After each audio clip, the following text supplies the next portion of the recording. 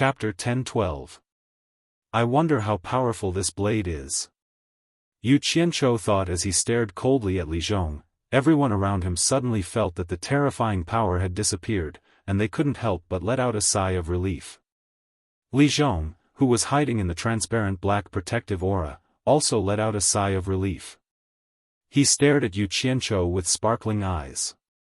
The terrifying power just now made him feel a lingering fear, and he no longer had the confidence to fight against Yu Qianzhou. Just as he was thinking about how to get himself out of the situation, a swoosh sound rang out. A hole suddenly appeared on the black protective aura, as effortlessly as cutting a piece of paper. In an instant, a long hole was cut open by something unknown. The corner of Yu Qianzhou's mouth suddenly curved into a cold smile. Sure enough, it was just as he had expected. Ah! Li Zhong screamed, and he was almost scared out of his wits. The protective aura was easily broken, and he didn't even notice how the opponent made the move just now. He desperately urged the protective aura to quickly fuse together. Not to mention him, Li Guang, his wife, and the people of the water race, as well as Zhangyan Xian, were all shocked. Yu Qianzhou sneered and stretched out his palm towards Li Zhong. His 5 fingers spread out like a claw, and the invisible blade suddenly spun like the autumn wind sweeping away the fallen leaves. The sound of swoosh swoosh was endless, and in an instant, Li Zhong's protective aura was cut into pieces, like a broken eggshell, and immediately collapsed. The invisible blade caused such a big movement, anyone would notice its existence. Li Zhong, who was panic-stricken and at a loss, was about to deal with it, but he saw Yu Qianzhou seize the opportunity. His 5 fingers were like claws, and he shouted sternly, "Absorbing Star's great magic." White smoke suddenly erupted from Li Zhong's body. Before the white smoke could disperse, a withered corpse immediately rushed out of the white smoke. With a hoarse and dry voice, he shouted, "Father, save me." The speed at which he was escaping was worlds apart from his previous speed. Almost at the same time, the invisible blade had already chased after Li Zhong to kill him. Li Guang was shocked. He had wanted to let his son test out Yu Qianzhou's strength, but he didn't expect that his son didn't even have the time to fight back and was already too late to escape. How could he not be shocked? However, with Li Guang's level of cultivation, the invisible blade had caused quite a commotion. There was nowhere for him to hide. How could he let his son be killed? He teleported and blocked Li Zhong's back. His black imperial robe fluttered even though there was no wind. He did not move at all, but a pillar of water shot out from the Netherworld River like a cannonball. There was a loud bang. Li Guang's attack was no small matter. The invisible blade was instantly hit by the water pillar and could no longer condense into a blade. With Yu Qianzhou's cultivation, he could no longer control it. In an instant, the intense heat spread in all directions, and the water pillar that shot into the sky was almost completely turned into mist by the high temperature. The mist quickly dispersed, and the entire water region seemed to be in a high-temperature steamer. As soon as the shockwave from the collision spread out, Zhangyan Xian, who had seen Li Guang make a move, immediately appeared in front of Yu Qianzhou. With a cold expression, he reached his right hand into his left sleeve and touched the storage bracelet on his wrist. There were 10 spaces in the storage bracelet, and one of them contained 5 swords. Any one of them could be earth-shattering. Li Guang waved his sleeve, and the mist in front of him was immediately dispersed. He immediately saw Greykloud Xian's action, and his pupils shrank. He immediately shouted, "We have no enmity with each other, so why must we fight to the death?" Seeing that the other party was not going to fight, Greykloud Xian's hand, which was already making a sword-drawing gesture on the storage bracelet, paused. Yu Qianzhou slowly walked out from behind him. He looked at Li Guang and said in a low voice, "Everyone has seen and heard it with their eyes and ears. It's not that we want to fight to the death with you, but that son of yours has repeatedly spoken rudely and has gone too far. It's simply intolerable. Zhong, how are you?" The Empress, who was supporting Crown Prince Li Zhong, cried out in pain. Everyone looked over and saw that Crown Prince Li Zhong's face was contorted. His entire body had become skin and bones, and he was no different from a dried corpse. He stared at Yu Qianzhou with fear in his eyes, and a hoarse voice came from his shriveled throat. "Mother, move aside. I want to draw water.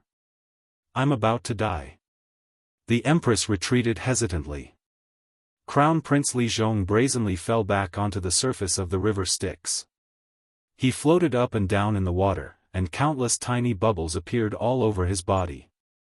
It was as if he had opened up all his pores and was drinking water. His withered body, which was like a dried corpse, gradually began to fill up. When he returned to normal, he directly stood on the surface of the water with a splash. He stood beside his mother with a gloomy expression, gritting his teeth and not making a sound. Greycloud Xian glanced at Yu Qianzhou. He did not know what evil method he had used to injure someone to such a frightening degree. Yu Qianzhou had a faint smile on his face as he stared at Li Zhong. To him, that attack just now could not be said to be a small harvest. Ever since he had failed to use the absorbing star's great art for the first time in the celestial world, he did not dare to use it recklessly. He was afraid that at a critical moment, he would go for wool and come home shorn. Now that he was using the two arts of fire and water together, he could use the power of the purple flames to condense an invisible high-energy blade that specialized in shattering the opponent's protective stellar chi.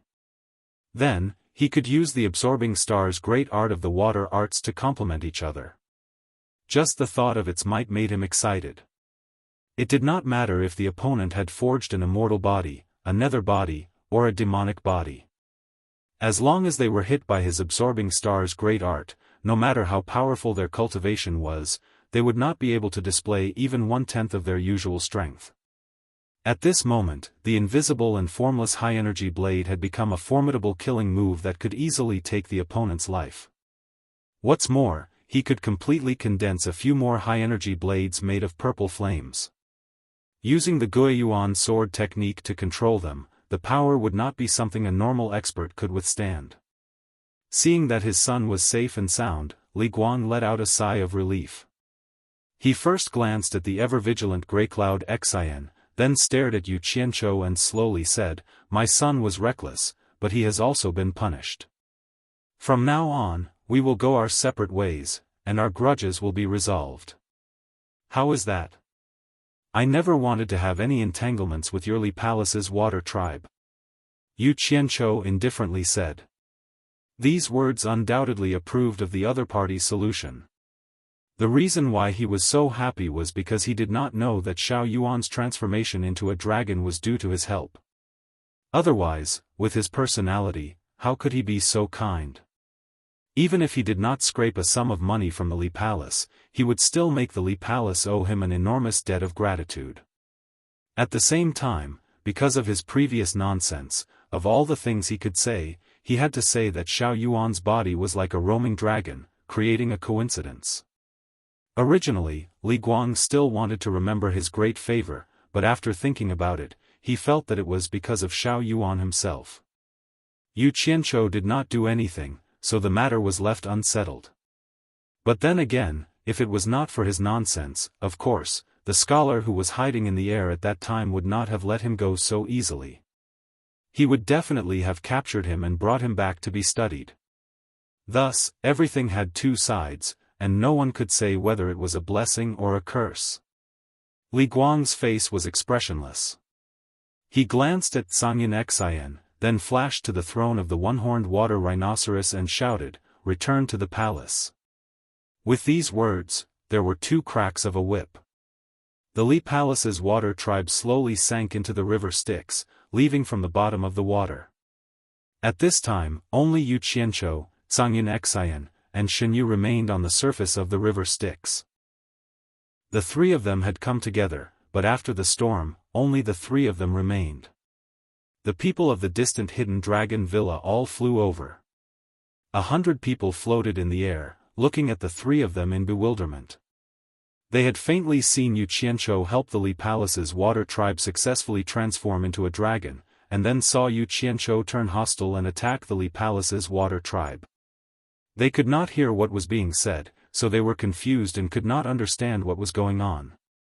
"Dare I ask, Sect Master Yu, what happened just now?" Ding Xiang cupped his hands in the air and asked, his tone clearly even more infuriating. F***ck. You guys hid far away early in the morning. No matter what happened, I can't count on you guys to help. Yu Qianzhou was a little unhappy and casually said, "It's already over, it's just a small matter, not worth mentioning." Seeing that he didn't want to say it, Ding Xiang couldn't force him. He looked at the dark road ahead and said with a smile, "I don't know if Great Master Tsang and Sect Leader you are going to Twilight City. If so, we might as well travel together. At least we can take care of each other." He had made up his mind to find a way to get information from Yu Qianzhou. The Pegasus carriage piercing through the sky, and the Styx black carp leaping through the dragon gate and transforming into a dragon, such important matters. If he could get this information back to the sect, it would definitely be a great merit. So he had to find a way to rely on the two of them. As long as they were together, there was a chance of getting information, otherwise there would be no chance. How could Sangyin Xian and Yu Qianzhou not see such an obvious thing? However, Hidden Dragon Villa was a big sect in the immortal world after all. Sangyin Xian could look down on them, but Yu Qianzhou's World Chamber of Commerce still needed to survive in the immortal world, so there was no need to make another strong enemy. Moreover, it was not a bad thing to have more people who were familiar with the situation. He laughed heartily and said, "Elder Ding is right. If we travel together, we can look out for each other." Then he looked at Jiu Yu and said, "Let's continue our journey." Jiu Yu still had a lingering fear about what had just happened, so he did not dare to say much. He immediately sank into the water and revealed his original form. Yu Qianzhou and Sangyin Xian landed on the big shell and rode the wind and waves again. Ding Xiang called his fellow sect members and quickly followed. Half a day had passed, and Yu Qianzhou faced the cool wind on the Styx River with his hands behind his back. His eyes flickered as he looked forward, and he did not say a word. This made Sangyin Xian feel a little strange. This was the first time he had seen this fellow open his eyes and speak so honestly. It was truly rare. Little did he know that after Yu Qianzhou understood how to use the purple flame high-energy saber, he began to doubt his previous actions. He had lived 2 lives, and his previous life's experience told him that he had to develop a large force that could ensure his safety. It would be best if everything was under his control, so that he could avoid ending up miserably like in his previous life. However, all this while, he seemed to have neglected one thing, and that was that the world he was in now was not the mortal world of his previous life. In the mortal world, a single person's power was always insignificant, and the foundation to display great power was always a group. In the end, he brought this obsession to this world and spared no effort to develop his own force. However, this world was completely different from his previous life. Demons and ghosts flew in the sky and burrowed into the ground. Even immortals were constantly acting as bystanders. This was completely out of the scope of the mortal world. At the end of the day, the foundation of everything was that his own cultivation had to be strong enough. This was a world where individual ability was ranked before the strength of a group, and he was neglecting the essentials.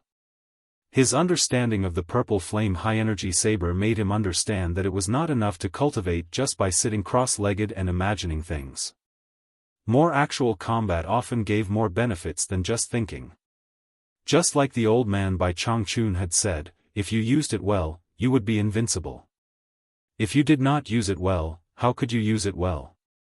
For example, the old man would look for experts to fight when he had nothing to do, and when he lost, he would hide and cultivate.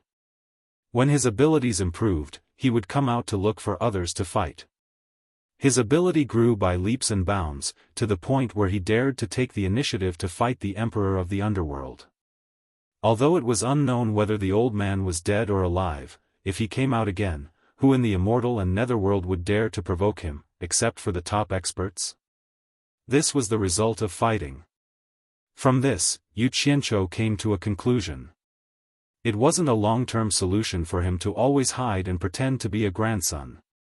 It was good to exercise more. If he used it well, he would be invincible in the world. Chapter 10:13. A group of more than 100 people traveled upstream along the river Styx. They traveled for 5 days and traveled more than 10 million miles. For everyone, except for Shenyu, this was the first time they saw the various strange landforms on both sides of the river Styx. Apart from encountering some strong winds and waves along the way, they were safe. Occasionally, some water clan would block the road and question why they trespassed. After learning that it was Yu Qianzhou and Zhang Yunxian, they did not make things difficult for them and let them pass. This scene made Ding Tong and the others from the Hidden Dragon Mountain Villa, who were following the two nervously, secretly surprised. They didn't expect Greycloud Xian's face to be so big that he was so popular among the Styx's water race. They were naturally sure that it was because of Zhang Yunxian because he was the one with the highest cultivation here. In fact, this was indeed the case. The news that Zhang Yunxian had mastered the 3 swords in one sword drawing technique that only the sect master of Heartless Palace, Wang Qing, knew had already spread in the netherworld. Back then, the sect master of Heartless Palace, Wang Qing, used the sword drawing technique to dominate the netherworld continent. He was famous among the Water clan. Therefore, after learning that Zhang Yunxian was traveling upstream along the river Styx, the Water clan sent down orders to their subordinates not to provoke Zhang Yunxian to avoid unnecessary trouble. This showed how powerful Wang Qing was back then. Along the way, Ding Xiang of the Hidden Dragon Mountain Manor was also very thick-skinned. Every time he was questioned by the Underworld River's Water tribe, he would bluntly say that he was with Greycloud Xian and Yu Qianzhou. Other than looking at him with disdain, Zhang Yunxian did not say much. He intentionally let the people of the Hidden Dragon Villa know his power. Speaking of which, he was actually a little proud. In the beginning, he was quite wary of the Water clan. Now that he saw that the Water clan did not dare to challenge him, he could not help but be full of confidence. When faced with questions from the Water clan, he always coldly spat out the 3 words, Zhang Yunxian, with the demeanor of an expert. This made Yu Qianzhou despise him. When he saw Zhang Yunxian's calm demeanor, he could not help but recall the vigilance on his face when he first mentioned the Water clan. At that time, Zhang Yunxian was not as daring as Yu Qianzhou, but now he was showing off his power. However, this was also good. It would reduce unnecessary trouble. This time, after passing through the inspection of the Nether River's Water tribe in a region of water, Yu Qianzhou suddenly turned his head to look at Ding Xiang, who was flying at a low altitude, and said with a smile, "Elder Ding, since we are all in the same group, why don't you come down and have a chat?" He pointed at the shells under his feet that were breaking through the waves. There was still space, and about 5 or 6 people could stand there. Zhang Yunxian looked at Yu Qianzhou in confusion. Ding Xiang, who was flying at a low altitude, was also stunned, and then he was happy. He was looking for an opportunity to ask along the way, but Zhang Yunxian had always been indifferent, and Yu Qianzhou looked like he had a lot of thoughts in his mind. He had never found a suitable opportunity to interject, but now it came to him. He immediately cupped his hands and laughed, "Since sect leader Yu has invited me with great hospitality, how would Prime Minister Ding dare to refuse?" In a flash, he landed behind Yu Qianzhou, and also cupped his hands at Zhang Yunxian. Yu Qianzhou turned around, looked Ding Xiang up and down, and said with a smile, "I suddenly thought of something just now. May I know why your sect is called Hidden Dragon Villa? Is there really a hidden dragon in your sect?" Ding Xiang was stunned, and then he waved his hands and said with a smile, "It's just a symbolic meaning of hidden dragons and crouching tigers. How can there really be a hidden dragon?" However, the process of sect leader Yu helping the Nether River Black Carp clan to successfully leap through the Dragon's Gate and become a dragon can be said to be legendary. Because we are too far away, we are not clear about the twists and turns. May I know why sect leader Yu fought with the Nether River Black Carp clan later? Yu Qianzhou chuckled and was about to say a few perfunctory words, but he felt Shen Yu slowly slowed down again.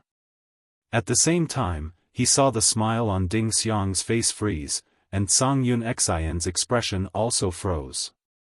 Yu Qianzhou couldn't help but turn his head and see a stretch of white mountain range in front of him. It seemed a little abnormal in this dark netherworld. At this moment, Shen Yu, who was at his feet, also stopped. Is there something in front? Yu Qianzhou turned to look ahead and asked with a frown. As he spoke, he faintly felt a cold air blowing on his face. The Hidden Dragon Villa disciples in the air also stopped in the air with a solemn expression. It's the Great Snow Mountain. Zhang Yunxian said in a deep voice. Ding Xiang nodded slightly with a dignified expression, yes. When people from the immortal world go to Twilight City, they always avoid this flight route in order to bypass this Great Snow Mountain. It seems that we can't go straight up the Nether River, we have to take a detour. Detour? Yu Qianzhou was dazed. Doesn't that mean we have to take a lot of detours? Zhang Yunxian glanced at him. This Nether River is full of twists and turns. After a few days, we don't know how many detours we have taken. Do you still care about this little detour? Yu Qianzhou didn't argue with him. Figuring out what was going on was the right thing to do. He asked suspiciously, is there something scary about this Great Snow Mountain? Ding Xiang shook his head, I don't know. Anyway, no one from the immortal world who entered this Great Snow Mountain came out alive. Until now, we don't know why. Yu Qianzhou looked at Greycloud Xian, but Greycloud Xian was also shaking his head to indicate that he didn't know. Yu Qianzhou stomped his feet and said, Shen Yu, do you know what's going on? I know a little. Shen Yu, who was below, said slowly, I heard from the seniors in the Nether River's water tribe that there are 2 mid-stage underworld emperor experts living in this Great Snow Mountain. They are a man and a woman, called the Underworld Snow Emperor and the Underworld Snow Empress respectively. It is said that they have a daughter who was injured by a person from the immortal world a long time ago. Until now, her injury has not healed and she has been relying on some secret technique to extend her life. Therefore, the husband and wife hate the people from the immortal world. Once someone from the immortal world intrudes into their territory, the husband and wife have always killed without mercy. The 3 of them looked at each other. So that was the case. They had learned something new. Yu Qianzhou raised his eyebrows, looked at the white undulating mountains in the distance, and said, so, we have to make a detour? I have a space in my body that can hide 2 or 3 people. Then, we can quietly cross this distance under the Nether River. It shouldn't be a problem, Shen Yu said. The 3 of them couldn't help but look up at the hundreds of Hidden Dragon Villa disciples floating in the air, and then at the size of the clam under their feet. It was obvious that Shen Yu was not lying. There was no way to hide everyone. Yu Qianzhou had a troubled look on his face. He spread his hands and said to Ding Xiang, Elder Ding, there is no other way. The truth is in front of us. Shen Yu can only hide 3 people at most. I'm afraid you have to make a detour. Ding Xiang chuckled and looked up at the people in the air. Take a detour to Twilight City. Don't worry about me. I will accompany Master Zhang Yun and Sect Master Yu. Yu Qianzhou and Zhang Yunxian looked at each other speechlessly. They thought that this guy was really responsible for gathering information. The group of Hidden Dragon Villa disciples accepted the order respectfully. Ding Xiang gave them a few more instructions and asked them to be careful. Then, the 3 of them watched the group of people turn into streams of light and make a detour. Then, under Shen Yu's guidance, the 3 of them floated in the air. Shen Yu's clam, which was more than 10 meters long, floated to the surface of the river. Half of the huge clam shell slowly opened up a big opening that was just big enough for a person to enter. As soon as the opening opened, a gorgeous white light bloomed inside. It was very conspicuous on the dark Netherworld river. The 3 of them looked at each other. Yu Qianzhou was the first to go in and shouted, come in quickly. Zhang Yunxian and Ding Xiang saw that there was nothing wrong, so they followed him in. As soon as the 3 of them entered, they immediately understood the reason for the light. They saw 12 fist-sized white luminous pearls wrapped in the flesh membrane above their heads, illuminating the insides of the clam. It was rare to see 12 luminous pearls of such size. The opened mouth of the clam quickly closed, completely isolating the darkness outside. It slowly sank to the bottom of the Netherworld River and moved quickly. Just as Shen Yu dived into the water, the surface of the Netherworld River not far away quietly stirred, and a black shadow dived into the water. Once Shen Yu reached the bottom of the water, he moved faster. Most of the space inside his body was occupied by his physical body. In the limited space, Zhang Yun Xian and Ding Xiang had already sat down cross-legged. Yu Qianzhou stood there and looked around. He looked at the slightly red clam flesh, which looked like a genuine leather sofa. What attracted him the most were the 12 luminous pearls that were distributed in a crescent shape. After looking for a while, he said thoughtfully, "They should be pearls. We have entered the Great Snow Mountain in the Netherworld River Basin. Please don't make any noise. If you have anything to say, wait until we pass through the Great Snow Mountain. Otherwise, we will be discovered by the powerhouses on the Great Snow Mountain and cause unnecessary trouble." Shen Yu warned with good intentions. Yu Qianzhou immediately shut up and sat down cross-legged. The space was limited, so he could only face Zhang Yun Xian and Ding Xiang. The space was silent. About 2 to 4 hours later, there was a bang as if they had been hit by something. The space shook violently, and the three of them opened their eyes at the same time. Yu Qianzhou said sternly, "Shen Yu, what are you trying to do?" The three of them realized that they had fallen into a trap at the same time. Instantly, their gazes darkened, but at this moment, they could feel that they were moving faster in the water. Suddenly, they heard Jiu Yu say in fear, "I have been wronged. It's not what I want to do, but someone is attacking me." The three of them looked at each other.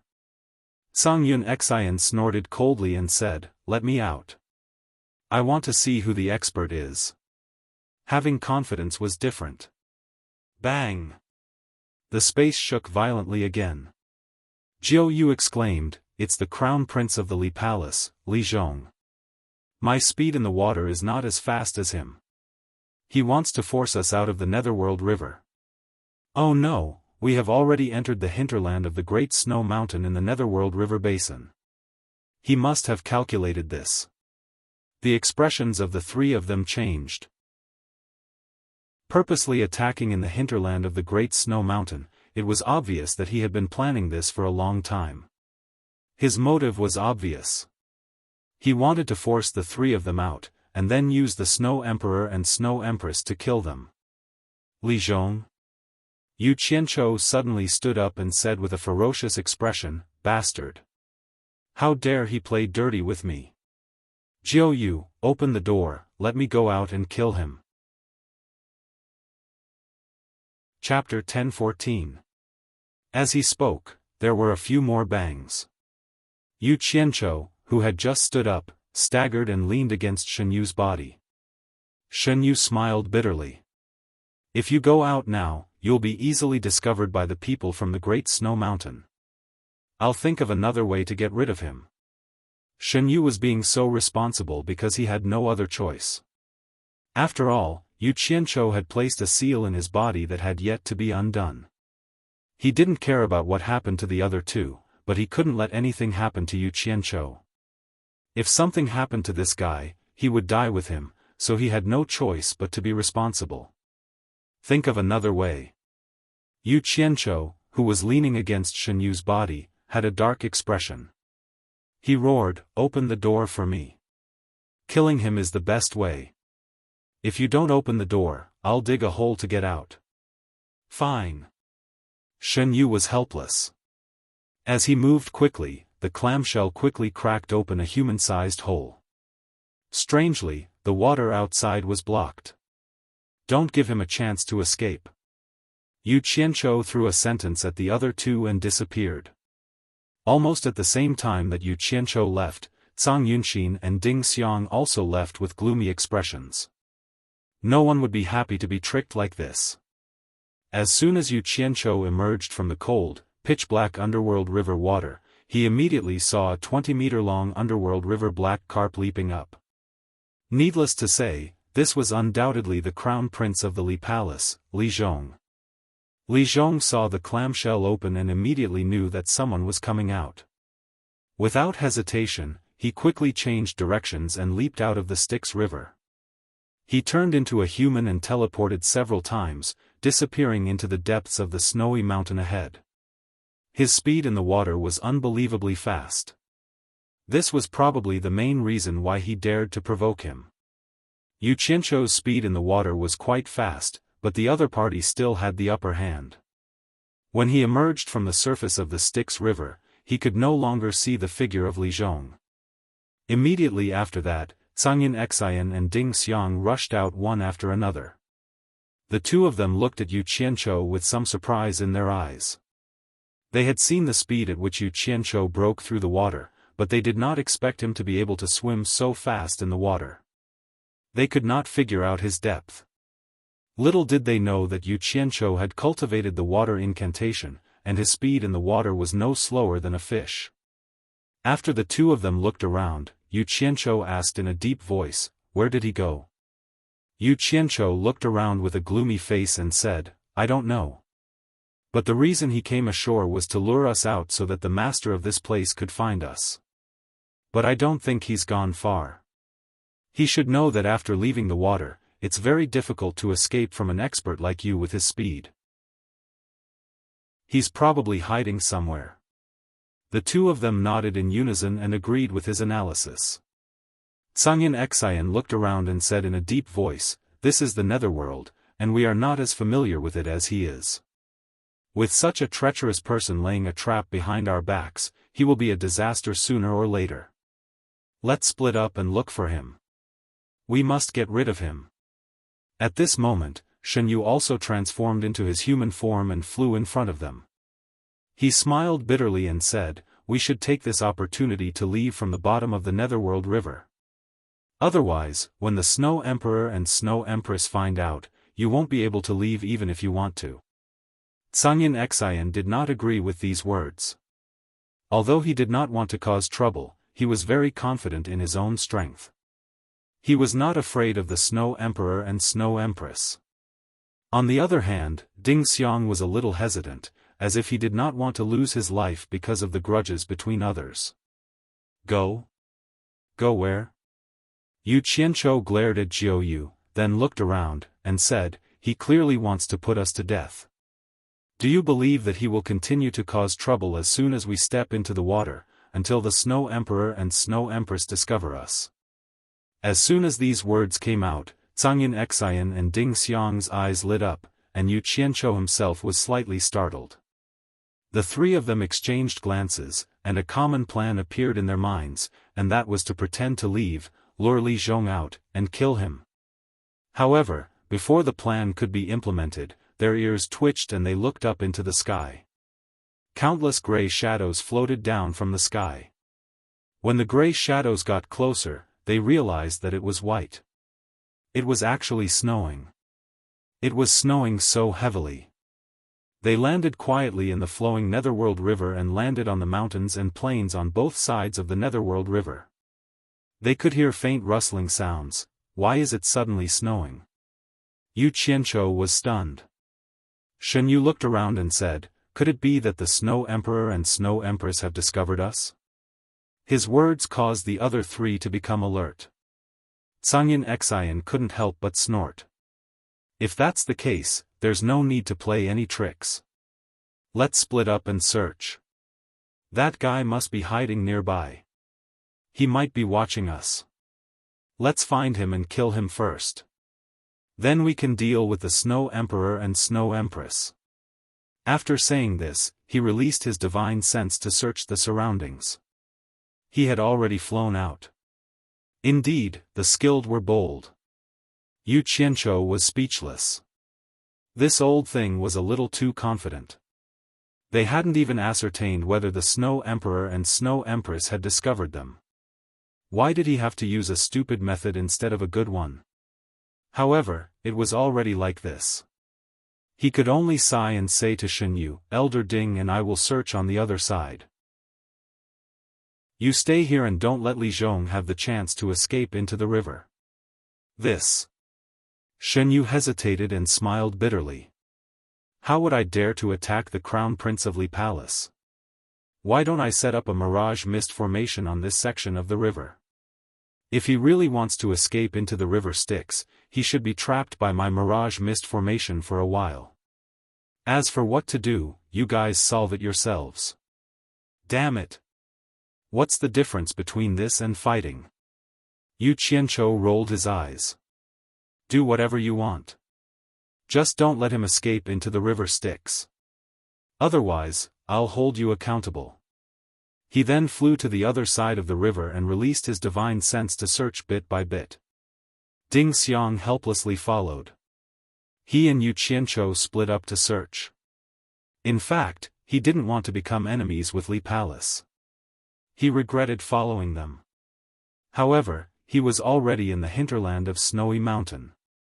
If he didn't work together with these two, he might be abandoned by them. He wasn't confident that he could leave this vast snowy mountain alone. Shen Yu, who was floating on the river, quickly released a rolling gray fog that surged to both sides of the river Styx. However, since Li Zhong dared to come alone to provoke them, he must have something to rely on. Otherwise, no one would joke around with their lives. The gray mirage mist sealed off the surface of the river and snow sprinkled down on both sides of the river Styx. The three of them searched a radius of several thousand meters but found no trace of Li Zhong. Li Zhong probably couldn't hide too far away. The three of them had no choice but to resentfully meet up in the sky above the river Styx.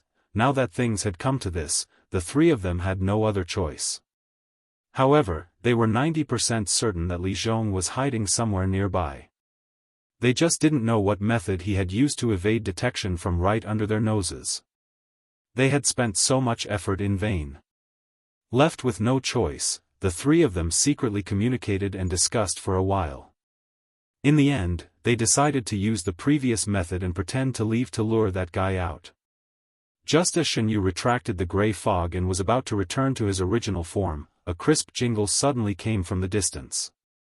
The three of them were startled and turned their heads to look through the drifting snow. Behind the snowy peak in front of them, the crisp ringing of bells could be heard.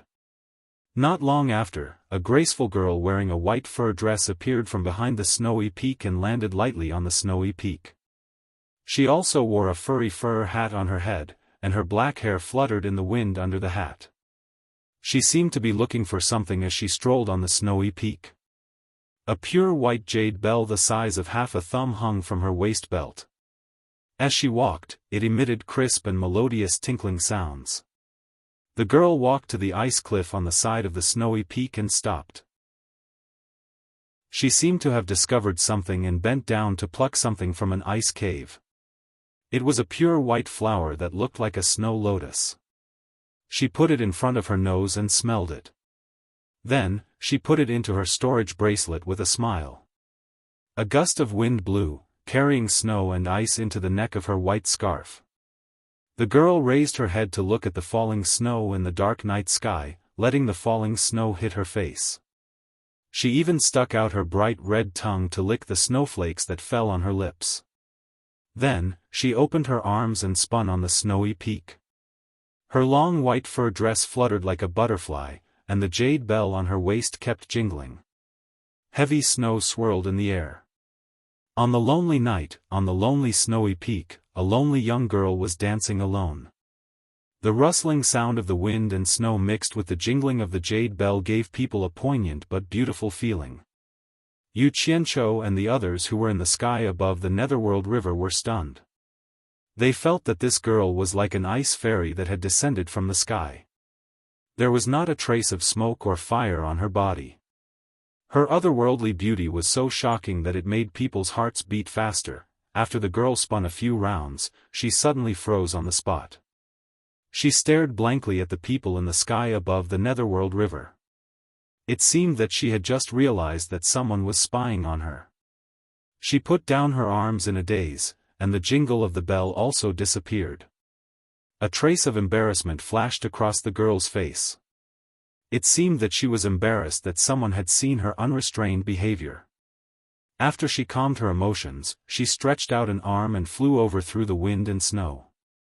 She landed on the snow-covered bank of the Netherworld River and looked at the people in the sky.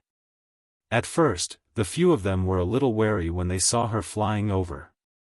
When they realized that she only had the cultivation of a beginner-stage underworld venerable, they secretly made an exception and immediately felt relieved. They exchanged glances and landed in front of the young lady. Now that they were face to face, they could finally see her appearance clearly. That otherworldly beauty had increased, but she seemed a little thin and weak. Especially her smooth and bright cheeks that were suffused with a sickly redness, it gave people a feeling that she was weak and sickly. In the vast snowy mountain in the Netherworld, there was no trace of snow, and it was covered in silver. There were only a few people in mixed clothes standing on the snow-covered bank of the Netherworld River. Just as they were guessing the girl's identity, the girl who seemed to have walked out of a dream blinked her long eyelashes and glanced at them. She frowned slightly and said in a calm tone, "Why do people from the immortal world dare to come here? You should leave quickly. If you are late, you won't be able to leave even if you want to." Chapter 10:15.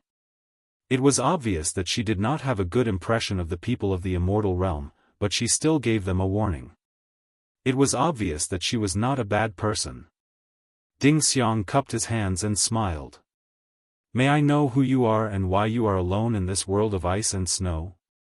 In fact, he had already guessed that this girl was from the Great Snow Mountain, and from her temperament, she did not look like an ordinary person. He was so kind and polite because he wanted to have a way out in case of an emergency. "Why do you care who I am? Anyway, this is not a place for you to stay. That's all I have to say. It's up to you whether you want to leave or not." The girl's voice was very pleasant to the ears. As soon as she finished speaking, she turned and walked towards the snow mountain in front of her. Her snow-white boots left no footprints on the snow, and with every step she took, there was a clear jingle from her waist. Grey Cloud Xian looked disdainfully at the embarrassed Ding Xiang, but Yu Qianzhou's eyes rolled around. He suddenly waved his arm and shouted, "Miss, please wait." The girl slowly turned around and looked at Yu Qianzhou calmly. She said, "If you want to leave or stay, it's up to you. What else do you want to say?" Zhangyan Xian and Ding Xiang also looked at Yu Qianzhou in confusion. They did not know what he wanted to do. Yu Qianzhou shrugged his shoulders and walked through the thick snow to the girl. He cupped his hands and smiled bitterly. "Of course we know that it is dangerous for people from the immortal realm to stay here. However, we have a friend who had an argument with everyone just now. He was so angry that he hid nearby and refused to come out. You must know that we are friends. Although this place is dangerous, we can't abandon our friend. Miss, you should be a local. Do you have a way to help us find him? If we find him, we will take him away immediately. We will not stay here." As soon as he said this, the other three couldn't help but twitch their mouths and eyebrows. They secretly thought that this was a good idea. Their eyes fell on the girl, wondering if she had a way. The young girl looked at them in confusion. When she saw everyone looking at her with expectant eyes, she couldn't help but feel a little touched. She didn't think that these people would risk their lives for a friend. She couldn't find a reason not to help them. After a moment of hesitation, she raised a slender index finger, and the tip of her finger faintly glowed with a deep blue light. As the light became thicker and thicker, it gradually formed a soybean-sized deep blue ice soul on the tip of her finger. It was enveloped in a light blue halo and looked exceptionally beautiful. With a light flick of her finger, the azure ice soul left her fingertip, circled a few times in the air, and slowly floated towards the snowy peak that the young lady came from. The girl pointed at the floating ice soul and said to the others, "I can sense it. You guys should be able to find your friend if you follow it." Everyone's eyes lit up.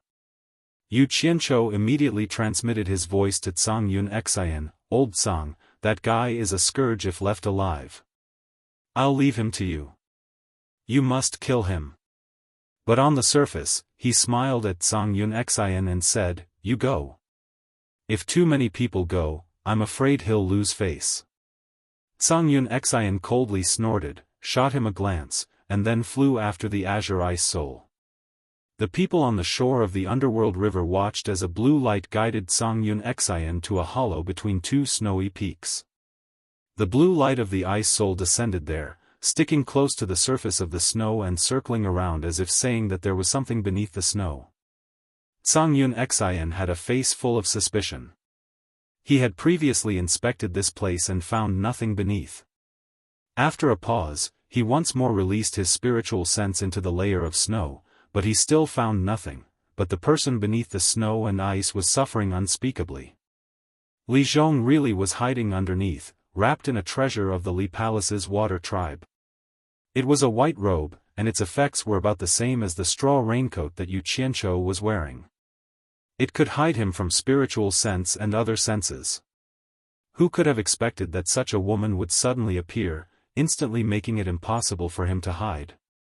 This was truly terrible. After a moment of confusion, Tsang Yun Xian decided to push aside the layer of snow to take a look.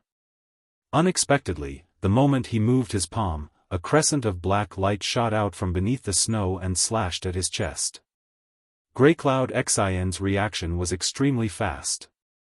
At such a close distance, he was actually able to quickly dodge to the side.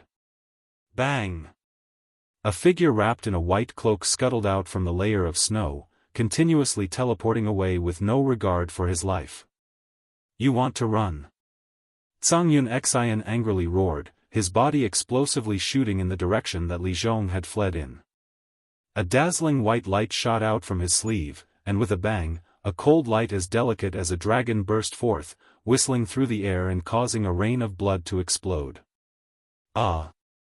A mournful scream suddenly resounded through the air, and the two halves of a body that had been split in half were revealed, falling straight into the vast snowy ground. The people on the shore of the underworld river only saw someone escape from the layer of snow. Tsang Yun Xian chased after him, but what happened next was only a scream. The entire process was blocked by the snowy peaks. Yu Qianqiu and Ding Xiang exchanged glances. They reckoned that Tsang Yun Xian had already succeeded. Meanwhile, the young girl was clearly somewhat dumbfounded. Then, with a ding, her figure flashed away, withdrawing the azure ice soul, and swept towards the back of the snowy peaks. Yu Qianqiu and the others also quickly chased after her. Turning around the snowy peaks, they saw a 20-meter-long underworld river black carp on the snowy ground not far away. It had been split in half, with one side facing up and the other side facing down. Fresh blood dyed the surrounding snow red. It was abnormally disgusting. "It's someone from the underworld river Li Palace." After looking at the dumbfounded young girl for a while, she suddenly turned to stare at Tsang Yun Xian and said angrily, "Didn't you say that he was your friend? Why did you kill him?" She felt as if she had been used. Tsang Yun Xian slowly put his sword back into his storage bracelet and indifferently shook his head. "Miss, I think you're mistaken. We really are looking for a friend. But I'm very sure that the person hiding in the snow and ambushing me is definitely not the friend I'm looking for. Think about it, why would my friend ambush me? I also don't know who he is. If you don't believe me, you can ask them." She tilted her head and pointed at the people who had just arrived. "Right, we don't know this person. Yes, this person isn't the friend we're looking for." Yu Qianqiu and Ding Xiang cooperated with Tsang Yun Xian and gave him a perfunctory explanation. This group of crafty old fools. Whatever they said was reasonable. How could they possibly care about an inexperienced young girl? But the young girl was no fool. She could already tell that she had been tricked by them. She was so angry that she stammered, You actually used me to kill the Li Palace's water tribe. I won't let you go." Her sickly red cheeks became even redder. It was clear that she was quite angry. "Miss!" Songyun Xian coldly yelled, "You can't speak carelessly. With your cultivation, you want to kill us? You're overestimating yourself." Saying so, he snorted at the others. "Since this young girl has already misunderstood us, I don't think we need her help. We brought this on ourselves." With a flash, he flew away. The others nodded and followed him over the snowy peak, flying in the direction of the underworld river. Before Yu Qianzhou left, he didn't forget to solemnly clasp his hands at the young girl. "Miss, you really misunderstood us." Sigh. He shook his head helplessly and left. "Big liar." The young girl screamed at Yu Qianzhou's back. It was this person who had tricked her into sympathizing with him and made her an accomplice. Flying over the snowy peak, Yu Qianzhou couldn't help but turn his head to look. Why did these words sound so familiar, as if he had heard them somewhere before? Finally getting rid of the scourge Li Zhong, the few of them headed straight for the underworld river. They didn't want to stay here any longer. However, just as they landed on the underworld river, they immediately heard the cold voice of the young girl behind them. "There really isn't a single good person in the immortal world." The few of them turned around and saw the young girl standing at the peak of the snowy peak. She clasped her hands together as if she was cupping water. She was cupping an azure object. Suddenly, she waved her hands and dozens of azure ice souls shot towards the bottom of the snowy peak. With a whoosh, they were buried deep in the snow. "What is she doing? Huh? Is she cursing us?" Ding Xiang laughed wickedly. The others were also confused. Yu Qianzhou shook his head and said, "Ignore her. Shenyu, let's continue our journey." Yet, just as he finished speaking, the few of them suddenly felt a violent tremor from the ground. They couldn't help but turn around. They saw the ground beneath the snowy peak shaking. Dozens of huge bumps appeared where the ice souls were buried. It was as if something was about to burrow out of the ground. The expressions of the few people changed, the bulging snow bumps grew taller and densely packed cracks appeared. With a bang, they all burst. Dozens of huge snow-white figures rushed out. They were all kinds of animal shapes, all made from snow. There were snowmen, snow lions, snow wolves, snow leopards, snow bears. All kinds of lifelike ice sculptures that were magnified several times. What made the few of them change their expressions was that they had never seen an ice sculpture that could move. They couldn't see through their cultivation, so they didn't know if they were powerful or not. Once these monsters jumped out of the snow, they didn't stop at all. They stomped on the snow and quickly ran across the snowy plain. They roared loudly and rushed towards the few of them on the shore as if they wanted to eat them alive. "Damn! What the hell is this?" Yu Qianzhou stared blankly for a moment. Ding Xiang, who was standing to the side, had already shot out a ray of multicolored light. Whoosh! The flying sword drew an arc in the air, and it charged into the group of charging snow monsters like a rainbow, killing them one by one. However, these snow monsters ignored their injuries and continued to run. They didn't seem to be injured at all. What made them speechless was that the snow monsters that had their stomachs pierced quickly climbed up the snow on the ground and quickly healed their wounds. Ding Xiang, cut off their heads. Let's see how they can run. As soon as Grey Cloud Xian finished speaking, Ding Xiang had already used the sword control technique. The flying sword in the air once again turned into a rainbow and shot out. It flashed across the snowy ground. With a series of muffled sounds, dozens of snow monsters' heads fell on the spot. Chapter 10:16. However, the headless snow monsters were still running, and some even trampled on the heads that had just fallen off. At the same time, as they ran, the snow on the ground quickly spread from their feet to their necks and reformed into new heads that kept roaring. A group of snow monsters trampled on the ground and rushed over quickly. Although there were only a few dozen of them, they ran with the momentum of tens of thousands of galloping horses.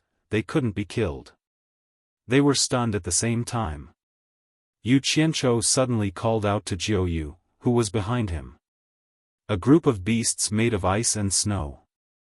It's no big deal.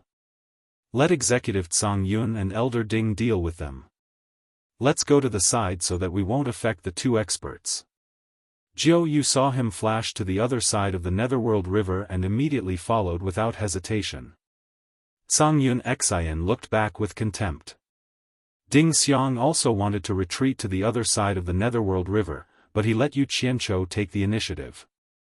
If he continued to do this, Zhang Yun Xian would be the only one left here. He was afraid that he would make Zhang Yun Xian unhappy, so he could only shut up and accompany him.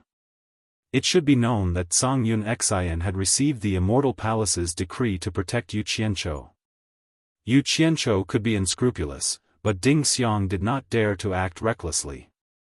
If Zhang Yun Xian killed him, it would be no different from dying in vain. If he died here, Zhang Yun Xian would have 10,000 reasons to shirk responsibility, so it was better to be honest.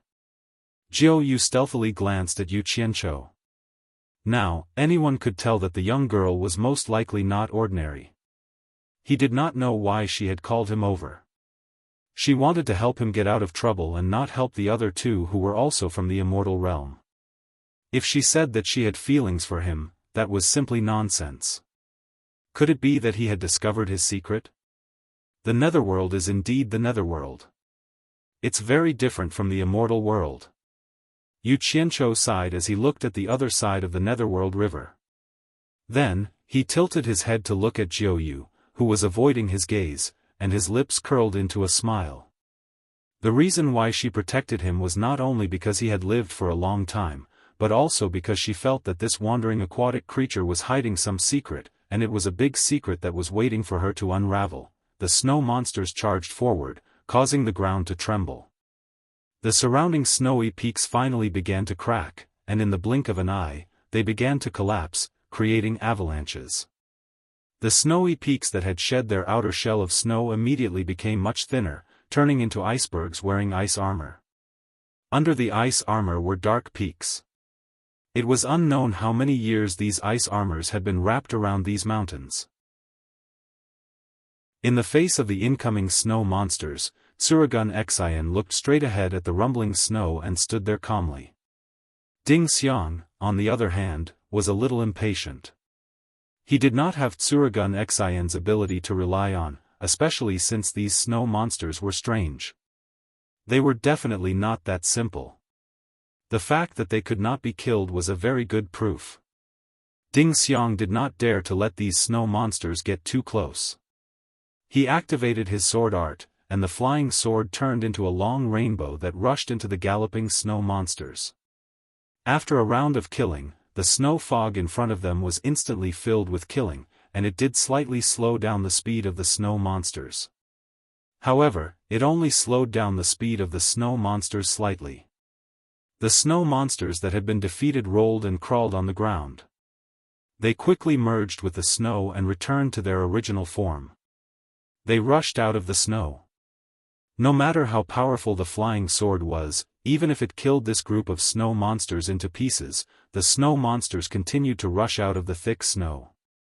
Ding Xiang immediately looked at Suragun Xian helplessly. Humph. Suragun Xian coldly snorted and flipped his sleeves to reveal two palms. His palms raised a thick astral energy and suddenly pushed at the incoming snow monsters. Boom! The surging astral winds howled out violently, and the snow monsters that were dozens of meters away from them were immediately blown away by the strong astral winds and struggled to move forward. In the blink of an eye, the snow monsters were blown away by the strong astral winds, and the layers of snow were peeled away. The charging head gradually shrank, followed by the four legs and the running body. In the blink of an eye, the strong astral wind blew away the snow monsters, and they disappeared without a trace. Filled with confidence, Grey Cloud Xian snorted coldly and withdrew his palms. Ding Xiang was just about to clap his hands and flatter him when he saw dozens of blue ice crystals flashing in the wind and snow. They shone with a magnificent blue light and quickly drilled into the thick snow under the ground. Crack, crack. The snow in front of them cracked open, and the snow monsters once again burrowed out of the ground. They were now only a few dozen meters away, and the dozens of snow monsters leaped over, arriving in the blink of an eye. Tsuragun Xian and Ding Xiang's expressions changed at the same time. Tsuragun Xian immediately raised his palms without hesitation and pushed out an even more violent astral wind. He sternly shouted, "Ding Xiang, those blue ice souls are the gate of life. Don't make pointless attacks. Wait for me to destroy this group of monsters, then use your flying sword to kill those ice souls." Okay. As the violent astral wind blew, Ding Xiang's flying sword was already dancing in the sky, waiting for an opportunity to strike. However, what caused the two's expressions to change was that this time, the snow monsters actually became smarter. Their bodies flashed with a blue light, and their bodies were covered in a layer of blue ice armor. They rushed toward the violent astral wind, and Tsuragun Xian's astral wind could no longer harm them in the slightest. The snow monsters instantly pounced at the two. Tsuragun Xian withdrew his palms and no longer made that pointless move. It was obvious that the astral wind had no effect on these snow monsters. His figure flashed, and he took the initiative to rush into the group of snow monsters that were charging at him. He used the most primitive method of fighting, and waved his palm at a snow monster that was charging at him. His cultivation was not child's play, and his speed was far faster than these snow monsters. With a palm strike, he could easily flatten a mountain to the ground. With a bang, a snow monster was blown to smithereens and sent flying. An azure ice soul immediately appeared, but it was immediately grabbed by Tsuragun Xian's claws. He directly pinched it between his 3 fingers, and it exploded into blue ice powder with a bang. On the other side, after Ding Xiang used his flying sword to kill a snow monster, he discovered that the snow monster had recovered. He immediately understood that although the flying sword was powerful, it was not effective against these snow monsters. Instead, Tsuragun Xian was more experienced. Thus, he followed suit, and the flying sword flashed into the storage bracelet on his wrist. His body flipped, and his palms were like shadows. The dozens of snow monsters were smashed into powder one by one, and the ice souls hidden in their bodies had nowhere to hide. They were crushed into blue ice powder by the 2 of them. In the blink of an eye, the dozens of snow monsters were completely wiped out. The 2 of them thought that it was over, but after the blue ice powder fluttered in the air for a while, it quickly gathered together and became a dazzling azure ice soul again.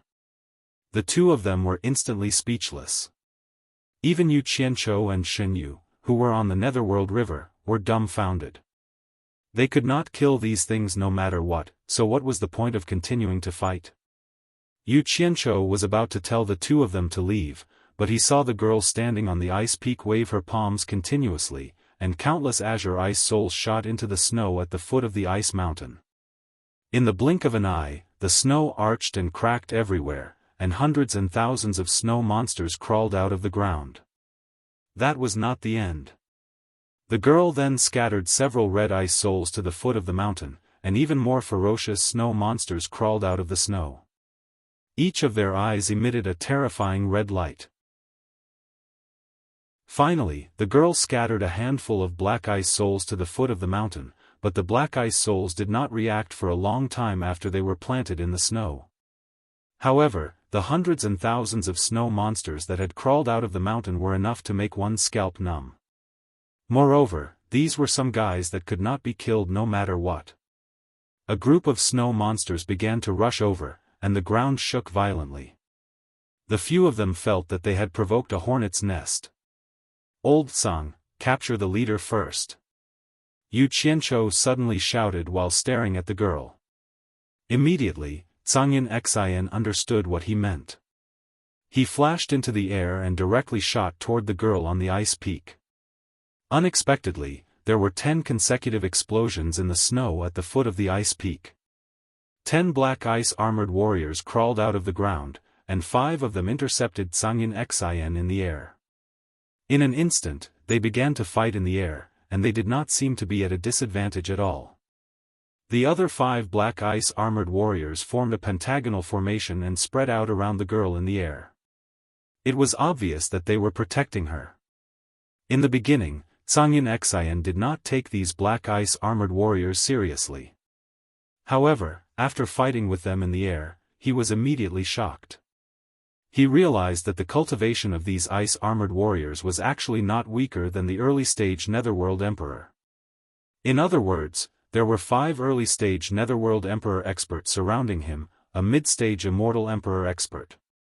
Due to a moment of carelessness, he was caught off guard and surrounded by these ice-armored warriors. He did not even have the chance to draw his sword, and was at a loss for words. He never dreamed that a girl who seemed to be an early-stage Netherworld Venerable would actually have so many early-stage Netherworld Emperor experts protecting her. It was a little shocking. He could not help but suspect this girl's identity, and he did not know who she was. The battle in the air was very lively. The 5 black shadows that surrounded Zhangyan Xian were as fast as phantoms, and did not give Zhangyan Xian any chance to escape. Zhangyan Xian was furious. He was tired of dealing with them, but he had to be patient and carefully protect himself, waiting for an opportunity to draw his sword and use a fatal killing move. On the other side of the Netherworld River, Yu Qianzhou and Shen Yu turned pale with fright. They didn't expect that with Grey Cloud Xian's cultivation, he would be beaten by a few icemen to the point where he could only defend himself. Moreover, there were still 5 icemen eyeing him covetously from the side. They hadn't even joined in the attack on Grey Cloud Xian. The most frightening thing was that these snow monsters could not be killed at all. What the hell? Who was this woman? Could she be the Snow Empress of the Netherworld realm in this million-mile snowy mountain? But she did not look like it. Yu Qianzhou's eyes flickered incessantly. Now he vaguely understood why the people from the immortal dimension were unable to leave this place alive. Just think about it, any random person that came out was able to bring along so many experts. How could ordinary experts from the immortal dimension resist them? Chapter 10:17. On the other side of the Netherworld River, Ding Xiang, who was dealing with hundreds and thousands of snow monsters by himself, was in even more pain. The snow monsters formed by the azure ice spirits swarmed over, and some leaped down from above, wrapping him up into a ball. However, this was nothing. His body was very fast, and his palms were like shadows. He could shatter one with each palm. Although he didn't have time to shatter their ice spirits, with his late-stage great immortal cultivation, he could barely deal with them. However, ever since the 100 snow monsters with glowing red eyes joined the attack, he almost burst into tears. These snow monsters with red eyes weren't something he could shatter with a single palm strike. As soon as he clashed with them, he realized that the snow monsters with blue ice souls were only at the level of underworld sages, but the ones with red eyes were at the level of underworld venerables. They weren't too far off from his level of cultivation. At most, he could push them back with one palm. If he used more force, he could crack them. However, when they rolled on the ground, they would immediately recover. He couldn't hurt them, couldn't kill them, and there were so many of them. Imagine, if nearly 100 of these snow monsters surrounded Ding Xiang, and nearly 1,000 snow monsters with azure ice spirits swarmed him, what would happen to him?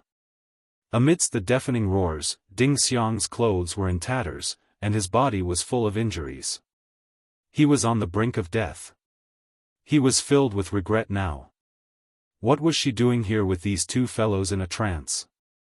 In such a crazy group fight, Ding Xiang's figure could no longer be seen from the outside. They could only guess that Ding Xiang was still alive and not dead from the snow monster's movements, the sounds of fighting, and Ding Xiang's angry roars. On the other side of the Netherworld River, Yu Qianzhou and Shen Yu's scalps were numb. One really couldn't judge a book by its cover. The few men thought that the young lady was easy to bully, but when she showed her power, the few men together were not enough to fight her. The young lady just stood there like she was watching a show. We. Shen Yu muttered a few times. He looked at the Netherworld River in front of him and was implicitly reminding Yu Qianzhou if they should escape first. His cultivation wasn't considered high among the Styx's water tribe, but it wasn't by luck that he had lived for so long. Most importantly, if you can't win, don't force yourself. If you need to compromise, do so. If you need to escape, do so. Face is worthless. Never try to be a hero. This was his secret trick.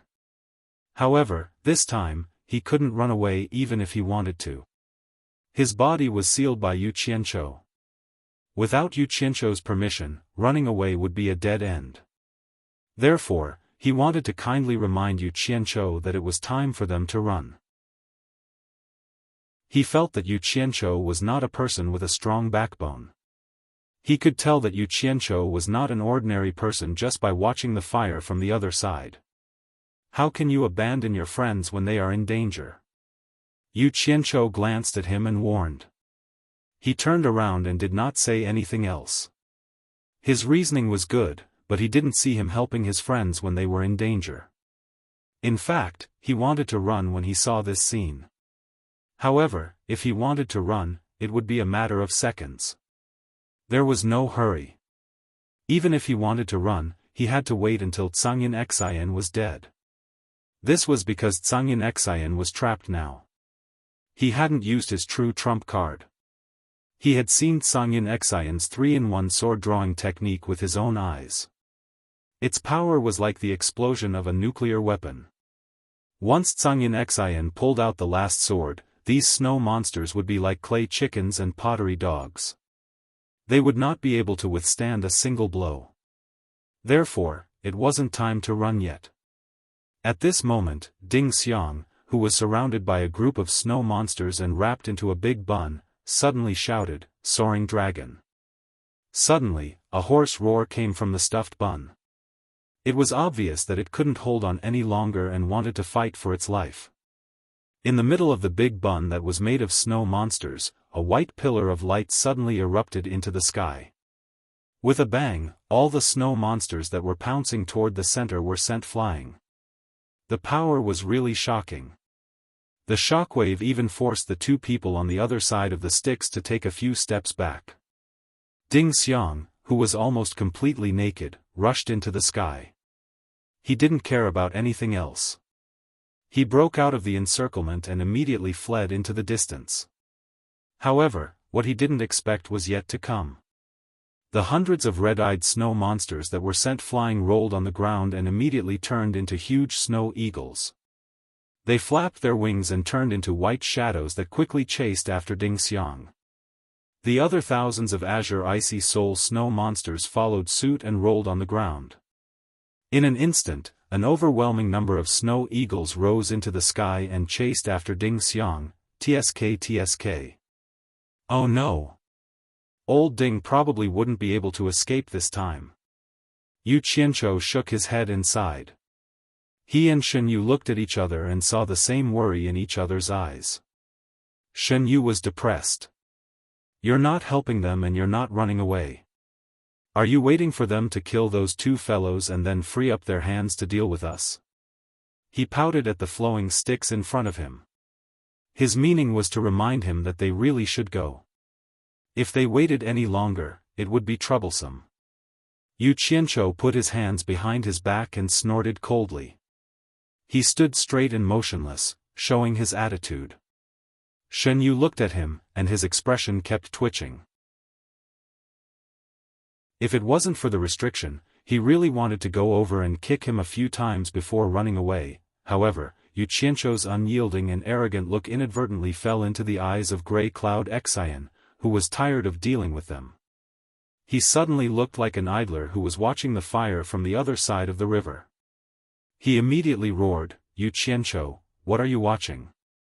If I die, you won't live either. Come and help me so that I can free up my hands to deal with them." Yu Qianzhou was stunned when he heard that. He secretly sneered and thought disdainfully, "Even if you die 10,000 times, I'll still run away and live well." He looked up at the 5 black-armored warriors beside the girl and shrugged helplessly. He shouted loudly, "Old Song, it's not that I don't want to help you. If I help you, it'll be the same as harming you. My small body can't handle the other 5. If something happens to me, then even if you can pass this trial, you won't be able to pass the immortal emperor's trial. Death is still the only path for you. You'd better fight calmly and slowly look for a favorable opportunity. You also saw that in such a critical situation, I, Yu Qianzhou, am standing here with an indomitable spirit.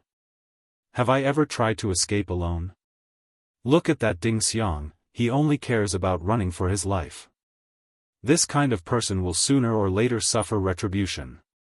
Bullsh *T. Cangyan Xian, who was trapped and struggling to deal with the other 5 black-armored warriors, understood that what Yu Qianzhou said was reasonable. Once Yu Qianzhou came to help, the 5 black-armored warriors would definitely attack Yu Qianzhou.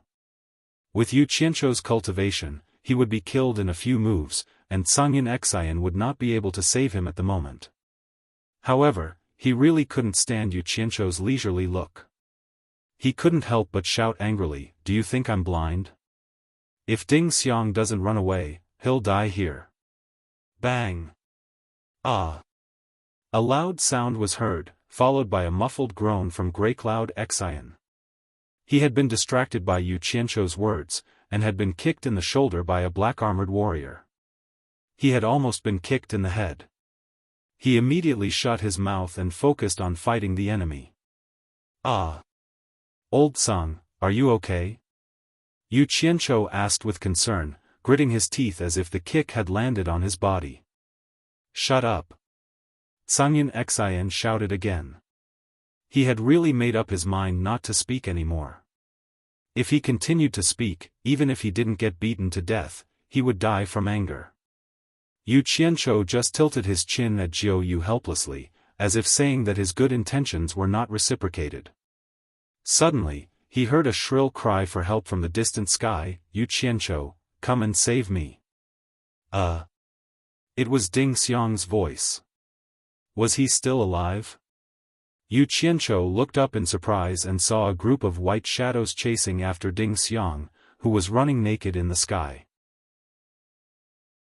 Yu Qianzhou's expression instantly changed. It was true that this guy came to ask for help, but wasn't he just looking for trouble? A panicked look flashed across Jiu Yu's face. He pulled on Yu Qianzhou's sleeve, as if saying, "I know you're not a gentleman, so stop pretending and let's escape." The two of them didn't know that Ding Xiang was really at his wit's end. Because he had used up too much of his cultivation, his speed in the sky was not enough to escape from the group of red-eyed snow eagles and escape from this vast snowy region. Moreover, because he had to take care of more positions in the sky, he had almost forced himself into a dead end. In desperation, he remembered that there was still Yu Qianzhou and Shen Yu who were free. Although he knew that their cultivations were not that great and the chances of them saving him were very small, they were more or less his last straw of hope, right? There was no reason not to come. Seeing the overwhelming number of snow eagles chasing after Ding Xiang, Yu Qianzhou immediately pointed in the direction of Grey Cloud Xian and shouted to Ding Xiang, "Ding Xiang, hurry up and go to Grey Cloud Xian. He can't escape now.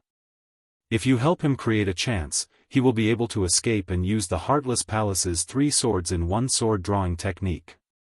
My cultivation can't save you, only Grey Cloud Xian can."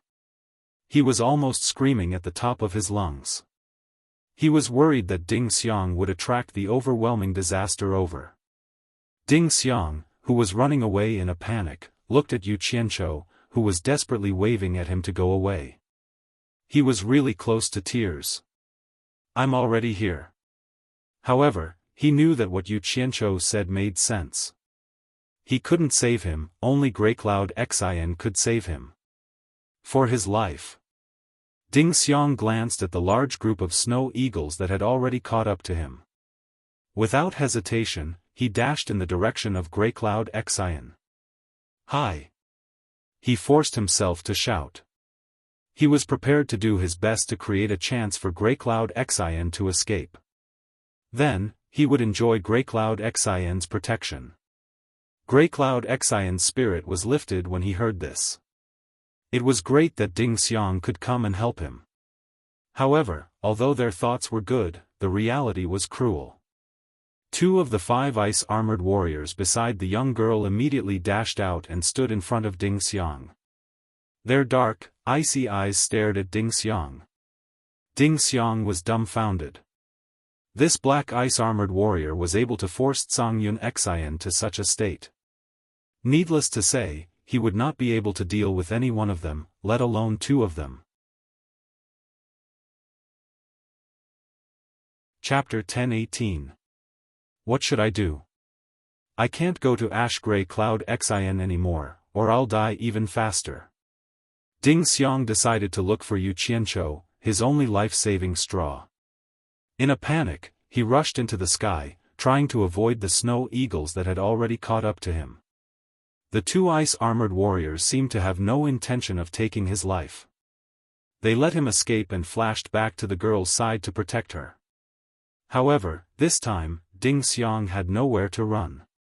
It was extremely difficult to rush to Yu Qianzhou's side. Thousands of snow eagles had already spread out a net and were ready to pounce.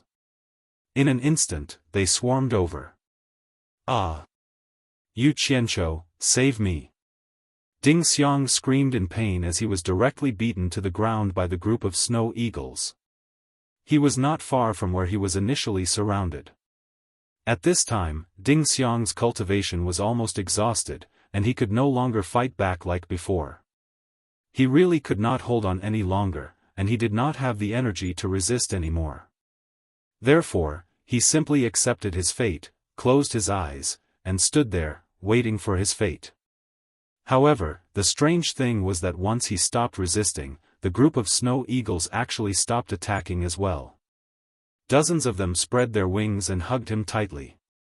The other snow eagles opened their mouths at Ding Xiang, who was hugged into a ball, and spat out thick, cold white fog. In an instant, the cold white fog spread everywhere, and within it, there were snow eagles constantly flying up and down. When the group of snow eagles stopped flapping their wings in the air, the white fog that filled the air gradually dissipated, and a huge crystal-clear ice block appeared in its place. Ding Xiang, who was almost naked, was frozen inside, motionless. His twisted expression was clearly visible, and there were dozens of blue ice souls surrounding him, dyeing his skin slightly blue. This scene stunned Yu Qianzhou and Shen Yu, who were on the other side of the river Styx, and they could not help but look at the girl standing on the ice peak. Coincidentally, the girl also looked over. Her mouth opened and closed slightly. Her voice was too soft to hear what she said, but Yu Qianzhou could tell from the familiar shape of her mouth that she said the word big liar.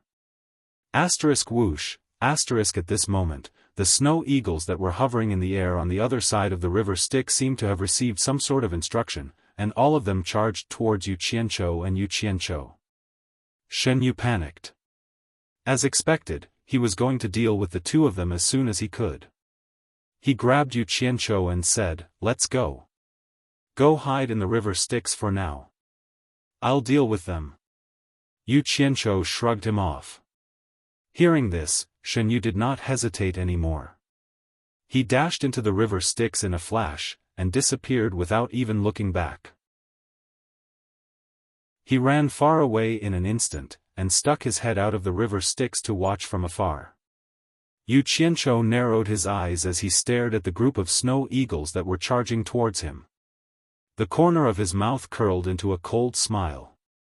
Thousands of purple flame high-energy blades had already silently formed around his body, and they quickly densely covered the sky above the river Styx. When the group of snow eagles neared the river Styx, he suddenly stretched out his hand and opened his claws. The invisible purple flame high-energy blades suddenly attacked. In an instant, the snow eagles above the river Styx screeched.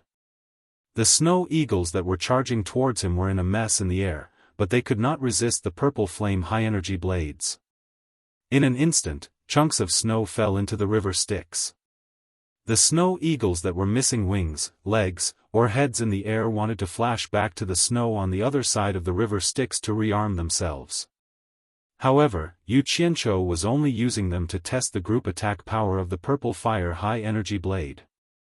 The reason he was able to stand there so calmly without running away was because he naturally had a killing move to deal with these snow monsters. Otherwise, it would be strange if he didn't panic. He spread his fingers in the air, and thousands of purple flame high-energy blades instantly melted into intense purple flames.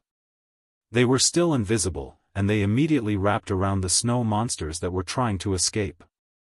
Instantly vaporized. A vast white mist suddenly appeared above the Netherworld River and rose. Close to 1,000 snow monsters that were killed by the purple flame high-energy sword were instantly vaporized by the high temperature.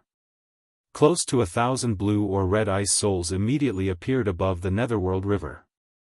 Yu Qianchou looked strangely at the stunned girl on the ice peak and smiled.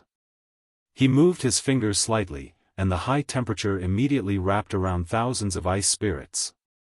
Immediately, the red and blue ice spirits above the river Styx trembled. They wanted to get rid of the terrifying high temperature that wrapped around them and restrained them.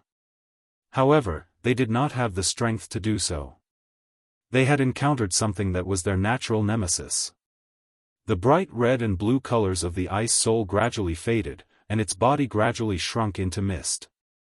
A painful moan that sounded like a soul being tortured rang out in the sky above the Styx. The sound was so repetitive that it made people panic. It was as if the entire night sky was echoing with this terrifying sound. Yu Qianchou looked up at the sky in surprise. He felt that every ice spirit seemed to have a person's soul in it. It was very strange. Seeing that all the ice souls had turned into mist and disappeared, the silent, agonizing sounds of struggling slowly disappeared. The girl on the ice peak opened her mouth slightly and looked at Yu Qianchou in disbelief. So this cowardly guy hiding at the side was the real expert among these people. Shen Yu, who was far away on the surface of the river Styx, was also dumbfounded. Greycloud Xian, who had taken the time to pay attention to this side, was instantly energized. He said, Yu Qianchou, if you have the ability, don't hide it anymore. Come and help me. Yu Qianchou ignored him for the time being. The intense high temperature condensed into purple flame high-energy blades again and distributed them around his body as a guard. He quickly looked around. He was worried that these ice spirits would revive again. After waiting for a while, he heaved a sigh of relief when he saw that there was no reaction. He thought to himself that the high temperature was indeed the nemesis of these snow monsters. Then, he flashed to the other side of the river.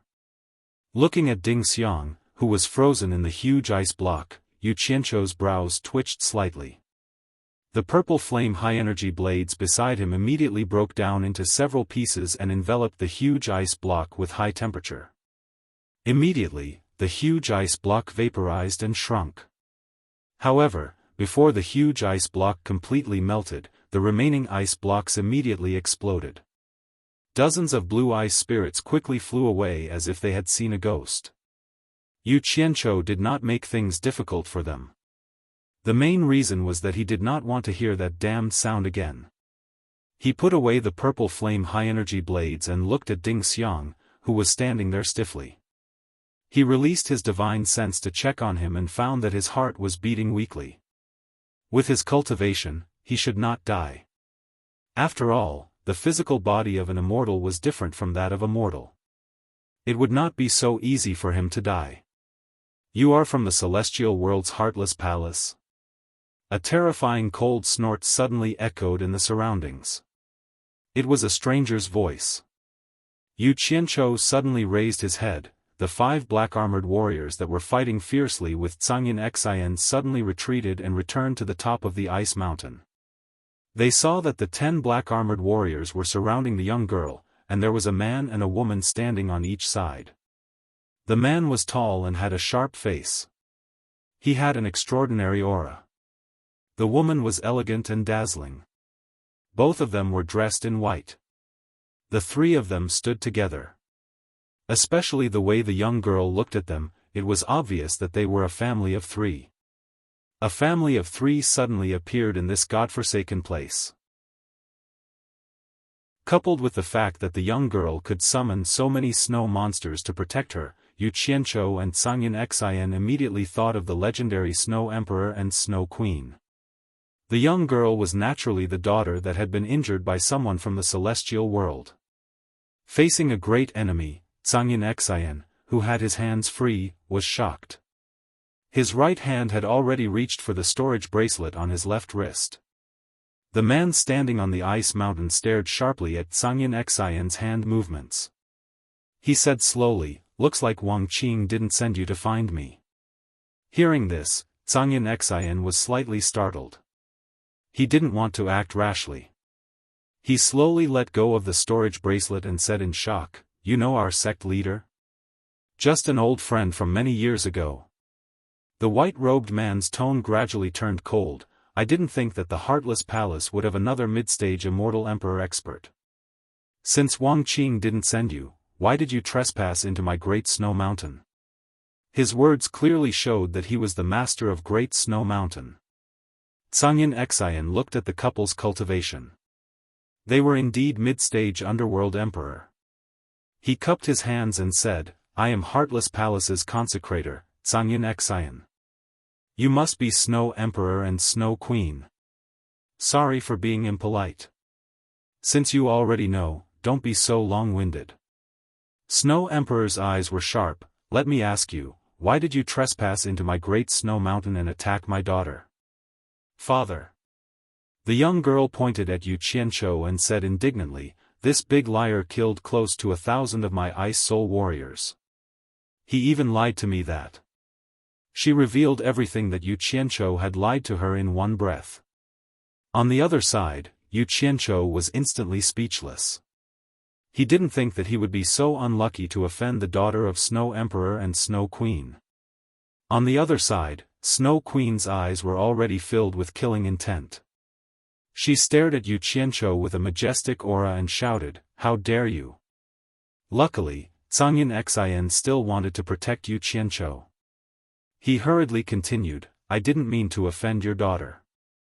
I was really framed by Li Palace's Aqua Race's crown prince, Li Zhong."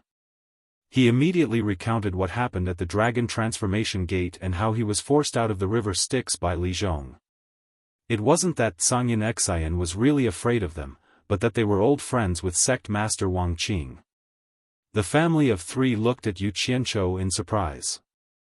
The killing intent on Snow Queen's face instantly disappeared. She said in surprise, "You helped the fourth crown prince of Li Palace make the great leap?" After seriously sizing him up, the husband and wife immediately realized that they couldn't see through Yu Qianzhou's cultivation. They looked at each other in bewilderment. It was just a coincidence." Yu Qianzhou smiled modestly. Sangyin Xian cupped his hands in a timely manner and said, "I hope that Snow Emperor and Snow Empress can be magnanimous and let us go on account that we didn't mean to offend you. We will leave this place immediately and not disturb you again." "Humph. On account of Wang Qing, I can let you go. But he—" Snow Empress suddenly stared at Yu Qianzhou and said, "No matter how high your cultivation is, since you dared to bully my daughter, even if we die, we will fight you and seek justice." What she meant was that she thought that Yu Qianzhou's cultivation was too high, and the husband and wife were prepared to join forces to seek justice from Yu Qianzhou. Yu Qianzhou was depressed. Why would there be a need for the two of you to join forces? One of you is enough to deal with me. Chapter 10:19. The young girl immediately became nervous when she heard this. She didn't expect to hear the words "even if one of us dies" from her father's mouth. Thinking back to how Yu Qianzhou had killed over 1,000 of her Ice Soul warriors with a wave of his hand, she immediately regarded Yu Qianzhou as an expert among experts, and began to worry about her parents' safety. Sangyin Xian was a little puzzled. Even the Li Palace's Sea tribe knew about this, but this Snow Empress of the Netherworld actually knew nothing about it. Her information source was really blocked. Yu Qianzhou also had the same doubts. Sangyin Xian cupped his hands and said, "Snow Empress is too serious. Yu Qianqiu is only at the early stage of small immortal. He only used a few concealment techniques to prevent others from seeing through his cultivation. Many people in the netherworld know about this, so Snow Empress will know once she asks around. The husband and wife were stunned when they heard this, and began to re-evaluate Yu Qianqiu. Being looked at like this made Yu Qianqiu feel very awkward. It doesn't matter if it's real or fake. Snow Empress pointed at Yu Qianqiu and snorted coldly. You dare to bully my daughter, then leave your life behind.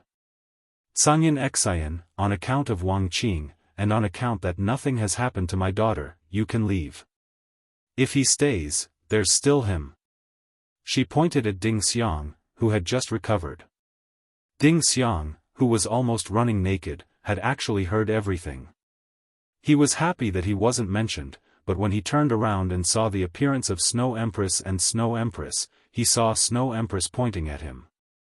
His expression immediately froze, and he nervously took out a set of clothes from his storage bangle to put them on.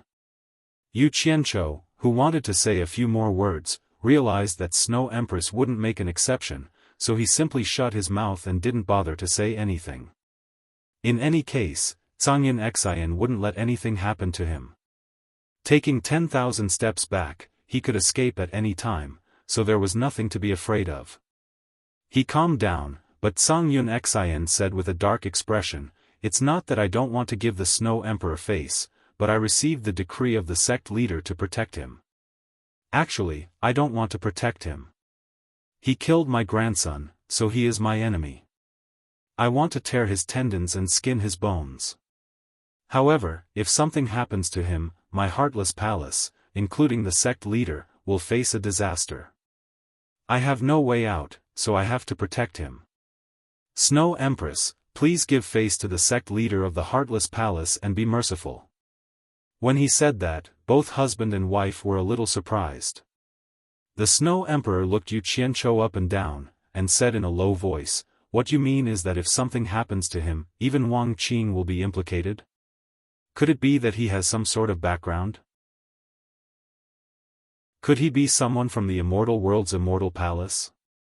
More or less." Sangyan Xian nodded.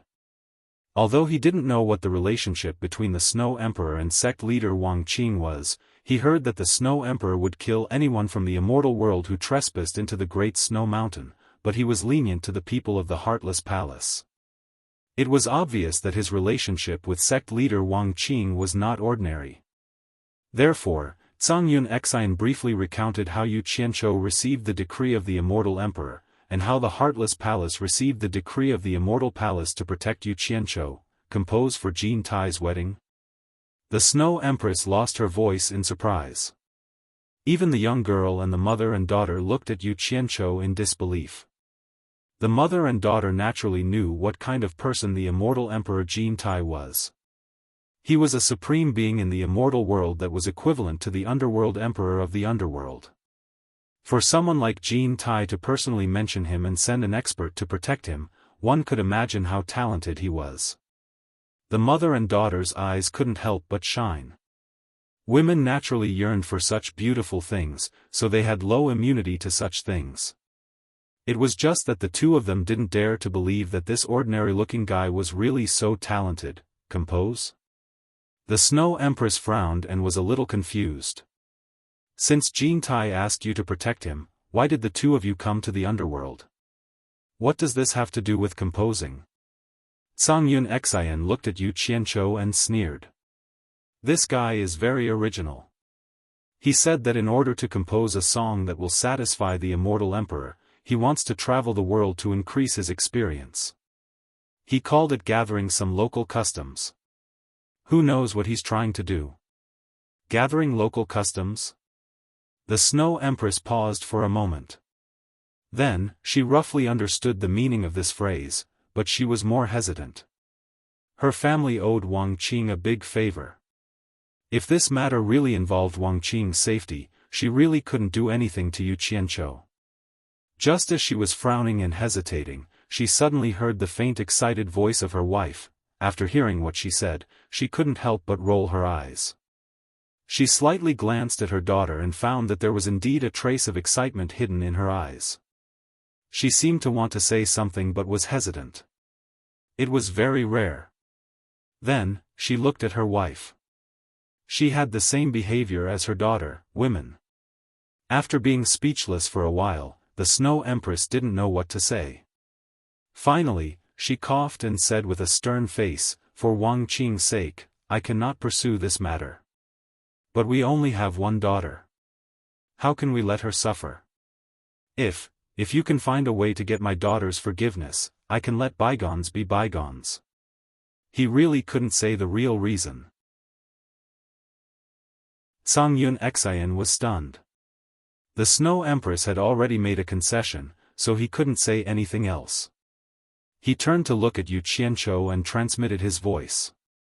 "You killed so many of her Ice Soul warriors. If you want her to forgive you, I'm afraid it's useless. Anyway, you have a sharp tongue. You can coax her yourself." "That's true." Yu Qianzhou's eyes turned.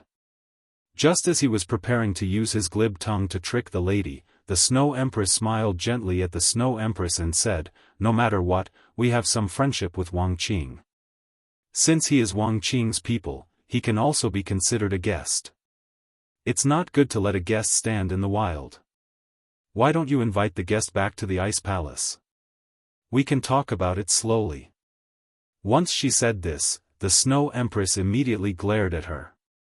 Yu Qianzhou and Zhang Yunxian became a little wary because of the sudden change in the other party's attitude. Women are the most vicious. They suspected that the other party had some tricks up her sleeves. Seeing that the Snow Empress didn't say anything, the Snow Empress took it that he agreed. She immediately smiled at Yu Qianzhou and said, "Don't doubt my intentions. I'll tell you the truth. Bringing you to the Ice Palace is indeed to put you under house arrest. But on account of Wang Qing, as long as you are obedient, I won't do anything to you. You can rest assured about this. Of course, if you can get my daughter to forgive you, then it's another matter. As long as my daughter nods, she will immediately let you go. If my daughter isn't willing to forgive you, then..." As she said this, she looked at Zhang Yunxian and smiled coldly. "We have to give face to Wang Qing, but not everyone can trample on our dignity. When the time comes, I'll have to trouble Consecrator Zhang to return to the Celestial Realm's Heartless Palace and ask Wang Qing to personally come and take us away. My wife and I can also catch up with him. Consecrator Zhang, Yu Qianzhou, I'm not making things difficult for you, right?" "This..." Zhang Yunxian muttered to himself. If it was to save trouble, he was still confident in his 3 swords as one sword drawing style. It wasn't that he didn't dare to fight with this couple. But since they had already mentioned that they were old friends with sect leader Wang Qing, he couldn't force them. Unable to make a decision, he couldn't help but ask Yu Qianzhou, "What do you think?" Sigh. "It's better to be kind if I can. Who asked the other party to be an expert? Do I still want to survive in the netherworld?" Yu Qianzhou chuckled and said, "You can make the decision. I have no objections." "Humph. Now it's up to me to make the decision." Zhang Yunxian gritted his teeth and cupped his fists towards the family of 3. "Since Snow Empress has said so much, I'll naturally obey." Snow Empress smiled as she looked at her daughter, whose eyes were flickering. Suddenly, her expression turned cold as she looked towards the river of Netherworld. "The one who is hiding in the river and eavesdropping on us, since when did the river of Netherworld's water tribe like to do such sneaky things?" Shen Yu, who was hiding on the shore of the river of Netherworld, had a change in expression. He hurriedly scuttled out of the river and obediently skimmed to Yu Qianzhou's side. Yu Qianzhou immediately cupped his fists and smiled apologetically at Snow Empress. "He is with us. He has always been timid. Please forgive him, Snow Empress." Snow Empress raised her eyebrows on her fair and plump face. She clicked her tongue and said, "How did the river of Netherworld's water tribe mix with the people from the immortal world? Strange." She didn't intend to pursue the matter any further. She turned to Snow Empress, who had a long face, and said with a smile, "Husband, you don't have any objections if I handle it this way, right?" Snow Empress couldn't do anything to the mother and daughter. She turned into a beam of white light and flew away. Snow Empress chuckled and waved at the 10 black ice-armored warriors around her. The ice-armored warriors instantly turned from black to crystal clear. Black ice crystals were spat out and fell into her hands. Then, she pulled her daughter and chased after Snow Empress. Yu Qianzhou and the others stared at the lifeless ice-armored warriors for a while. They looked at each other and helplessly flew after them. On the vast snowfield, there were mountains rising and falling. The sky was black, and the ground was white. It was such a clear contrast between black and white. After spending half a day, Yu Qianzhou and the others landed on an ice cliff halfway up a majestic snowy mountain. The ice cliff was icy blue, and its surface area was at least 1,000 square meters. However, compared to the entire majestic snowy mountain, it was really too small. The heavy snow didn't stop. It was still falling, and the wind was blowing even more fiercely. There were crystal-clear pavilions on the ice cliff, as well as all kinds of strange flowers and plants carved out of ice. These ice sculptures contained ice crystals of various colors. There were probably more than 10,000 of them. They were frozen in the ice sculptures, making all the ice sculptures look like colorful ice lanterns. In this pitch-black underworld, they seemed to be unique. There was a cave residence on the mountain wall behind the ice cliff. The laughter of Snow Empress came from inside. "Those who come are guests. Everyone, come in." They couldn't help but take a few more glances at the ice sculptures outside. Because they casually glanced at them and found that there were at least dozens of the black ice crystals that they had seen before in the ice sculptures. Thinking of the power of those black ice-armored warriors, they were shocked. Especially Grey Cloud Xian, who was secretly shocked. He didn't expect that there were so many early-stage underworld emperor experts under the Snow Empress. The few of them slowly walked into the cave with a belly full of questions. They were all wondering what kind of treasure this ice soul was refined from. It could actually condense into all kinds of animals to fight with humans. Moreover, it was divided into different levels of cultivation. How could those who had bitterly cultivated endure this? It was simply unimaginable. Seeing so many ice crystals, Yu Qianzhou suddenly felt a little itchy. Chapter 10:20. The Netherworld is a world of ice and snow. It's not as clear as the sun, moon, and stars of the immortal world. Although these ice caves are not as pleasing to the eye as the immortal world's sleeping quarters, they are all sculpted from 100-million-year-old ice. Cultivating here for a year is equivalent to cultivating in other places for 10 years. Not to mention the immortal world, even in the netherworld, it's hard to find such a good place for cultivation.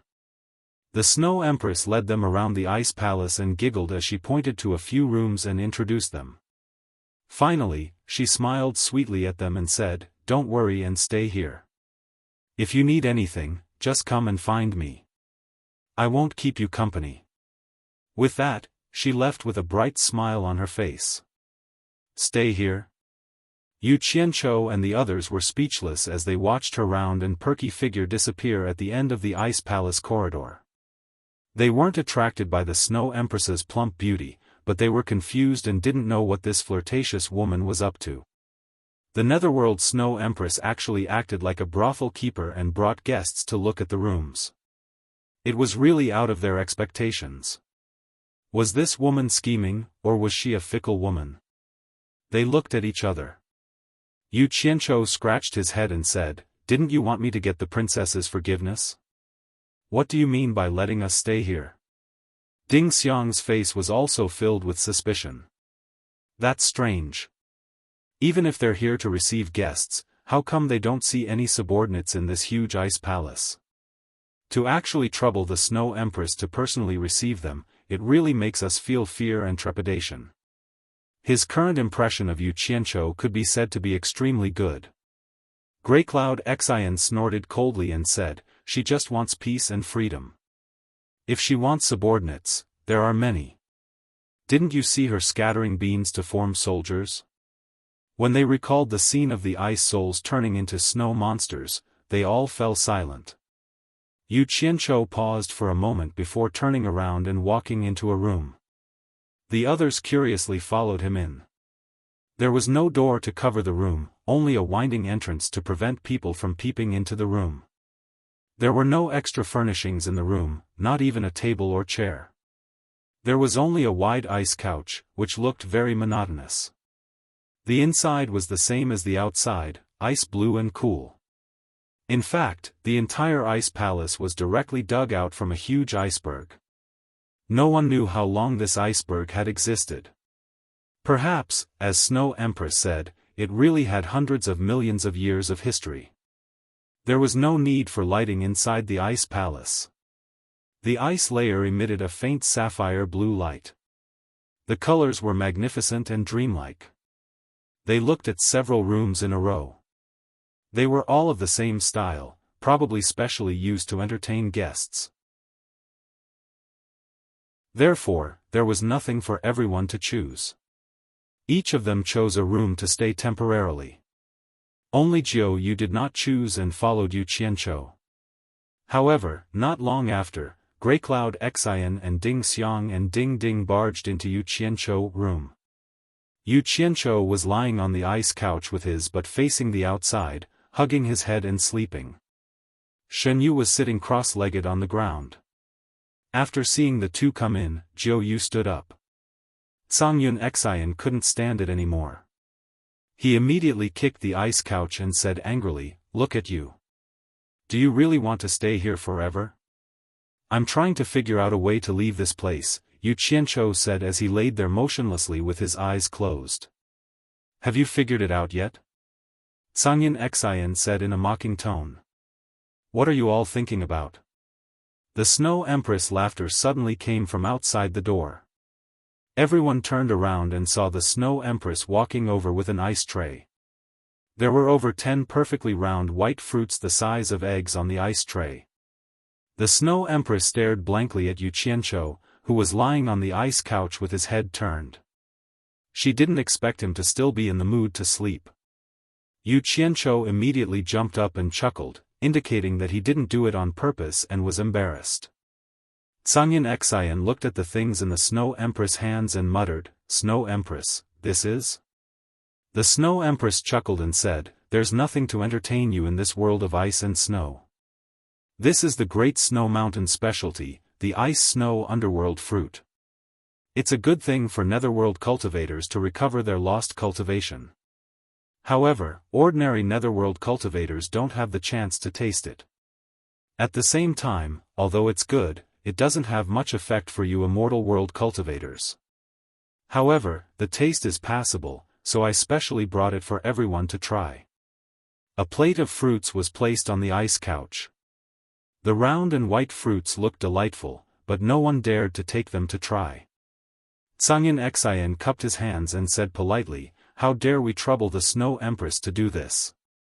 The Snow Empress glanced at them and said with a smile, "Why? Are you worried that I'll poison you?" Her words hit everyone's concerns. Yu Qianzhou immediately smiled and tried to smooth things over. "Snow Empress, you're exaggerating. We offended the princess unintentionally and are feeling guilty. Even if the delicacy is in our mouths, it's like chewing wax. We really don't have the mood to eat. I wonder where the princess is. I'm in a hurry to apologize to the princess and hope to get her forgiveness. I hope the Snow Empress can help me." The Snow Empress replied with an "oh," and said with a smile, "I'm afraid you're in a hurry to leave this place." She pointed at the plate of fruits and said, "Eat this fruit first, then I'll bring you to see my daughter." The few of them stared at Yu Qianzhou. Yu Qianzhou was startled. Just as he was about to reach out to take it, Cangyun Xian's voice sounded in his ears. "Be careful, it's a trap. Find a reason to refuse." Poison? What a joke, I'm not even afraid of the famous soul transformation smoke, why would I be afraid of this? Yu Qianzhou smiled and ignored Sangyin Xian's voice to stop him again. He directly picked up a fruit the size of an egg and stuffed it into his mouth to chew. Once the skin of the fruit broke, the cold and sweet liquid flowed into his throat. There was no pit, and even the skin was swallowed into his stomach. The fragrance lingered in his mouth, and the aftertaste was endless. His eyes lit up and he praised, "It's really good stuff, the taste is not bad." Then he grabbed another one from the plate and stuffed it into his mouth. He nodded at the few of them, expressing that the taste was not bad. Sangyin Xian's face darkened. If there was really poison, he would be implicated if something happened to Yu Qianzhou. The Snow Empress glanced at the few of them, and her gaze finally landed on Yu Qianzhou. Her eyes were full of praise, and she smiled sweetly without concealment. What a courageous man. No wonder you can gain Jintai's favor. I like it. Since you want to see my daughter, come with me. The unique charm of ice and snow that she exuded could not help but make the hearts of the men palpitate. The few of them were speechless as they watched Yu Qianzhou leave with the Snow Empress. Sangyin Xian wanted to follow, but he was rejected by the Snow Empress. The plate of fruits on the ice couch was also taken away by the Snow Empress. She seemed to be angry at them for not knowing what was good for them. In the corridor of the ice palace, Yu Qianzhou couldn't help but stare at the voluptuous figure in front of him. Who knew that the Snow Empress seemed to have eyes on the back of her head? She giggled. Is it good looking? How is my figure compared to the women in the immortal world who enjoy the sunlight, rain, and morning mist? Yu Qianzhou's gaze quickly moved away from the voluptuous buttocks. He awkwardly sucked up to her. Of course the Snow Empress is better. Bootlicker. The Snow Empress kept cursing, but she still asked with great interest, that Ji Wu who is about to become the immortal empress of the immortal palace, since she can gain Jintai's favor, her looks must be extraordinary and rare. Compared to her, am I far from her? This was the mentality of a woman. She still had to ask questions after cursing. Yu Qianzhou had seen Ji Wu before, and she was indeed much prettier than the Snow Empress. However, how could Yu Qianzhou speak the truth? If he said that another woman was prettier than her in front of her, wouldn't that be asking for trouble? He immediately said solemnly, although she is beautiful, compared to the Snow Empress, she is still slightly inferior. Go away. The Snow Empress spat and scolded with a smile. Nonsense, bootlicker. Jintai's standards aren't so low. Although she scolded, the joy in her laughter wasn't concealed. It could be seen that she was a woman who dared to love and hate. In the end, the two of them kept on mocking each other and sucking up to each other until they reached the entrance of the ice palace. The wind and snow outside had already stopped. It was a pity that there wasn't any sunlight. Otherwise, it would be a rare snowy scene. Yu Qianzhou was wondering why she brought him out, but he saw the ice princess working on an ice flower amidst the rainbow formed by various ice spirits. The two of them walked behind the ice princess. The ice princess was so focused that she didn't even turn her head. Yu Qianzhou couldn't help but stretch out his head to take a look. He wanted to see what kind of flower the other party was carving. In the end, it was a flower that looked a bit like a butterfly.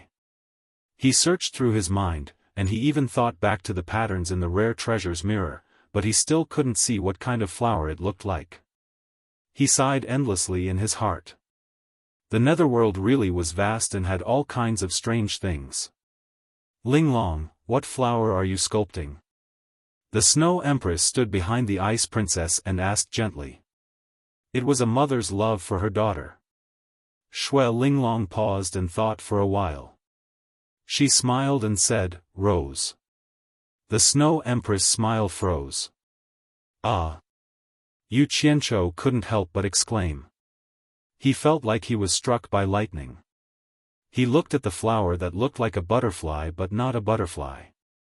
His eyes were filled with disbelief. This was actually a rose. Then, he looked at his two mothers, who turned around to look at him and smiled apologetically. He giggled foolishly and said, "I'm ignorant and ill-informed. So the rose of the underworld looks like this. I've learned a lot. There's no sunlight or rain in the netherworld, so roses can't grow. This is the celestial world's rose." Shui Linglong muttered shyly. Yu Qianzhou was shocked again. He pointed at the ice flower and said in shock, "You've never been to the celestial world? How can the celestial world's rose look like this?" Pa! The Snow Empress moved as fast as lightning and slapped the back of his outstretched hand. She scolded, "My daughter says roses are like this, so they are like this. Do I need you to talk so much?"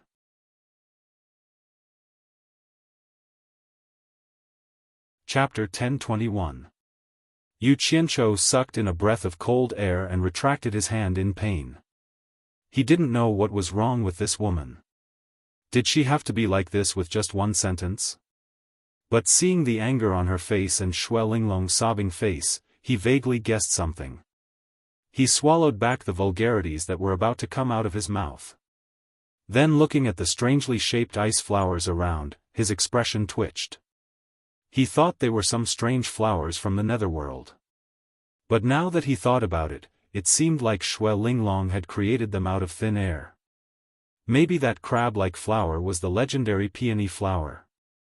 "I can't see the sunlight, so I've never been to the celestial world," Shui Linglong murmured, then looked up at Yu Qianzhou and asked, "Can you tell me what a rose looks like?" Snow Empress hugged her in her arms with heartache.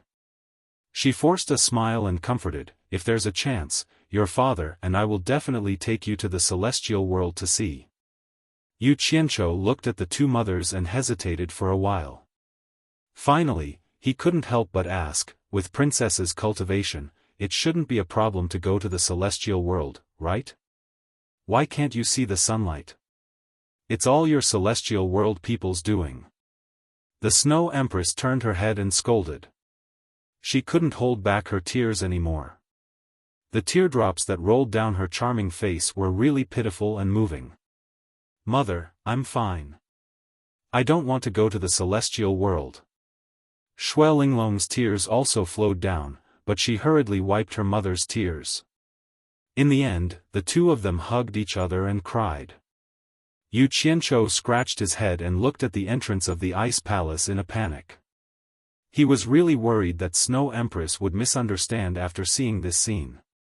If that happened, she wouldn't think that he bullied her wife and daughter. She would definitely fight him to the death. "I heard that Princess was injured by someone in the celestial world and hasn't recovered yet. Princess can't go to the celestial world because of your injury?" Yu Qianzhou asked the question in his heart. In order to stop the mother and daughter from crying any further, he tried to ask, "Can you tell me what exactly is going on?" However, at the mention of this, the Snow Empress seemed to recall some sad past events and cried until her shoulders trembled. Yu Qianzhou immediately panicked. If this continued, the Snow Empress would really misunderstand. He rolled his eyes, and no one knew what he was thinking. He stretched out his hand, and as if he was performing a magic trick, a beautiful red rose appeared in his hand. He handed it over to the mother and daughter pair, bringing a wisp of fragrance with it. "This is?" Shui Linglong's eyes lit up. She was attracted by the beautiful flowers. Snow Empress raised her head slightly and exclaimed, "Roses." Shui Linglong was pleasantly surprised, "This is a rose. So beautiful." Without waiting for Yu Qianzhou's consent, he grabbed it and placed it between his nose and mouth, smelling its fragrance with an intoxicated look on his face. Seeing that the mother and daughter finally stopped crying, Yu Qianzhou instantly chuckled proudly and said, "Coincidentally, I'm also a flower lover, so I brought some roses with me." He looked like a flower thief teasing the mother and daughter.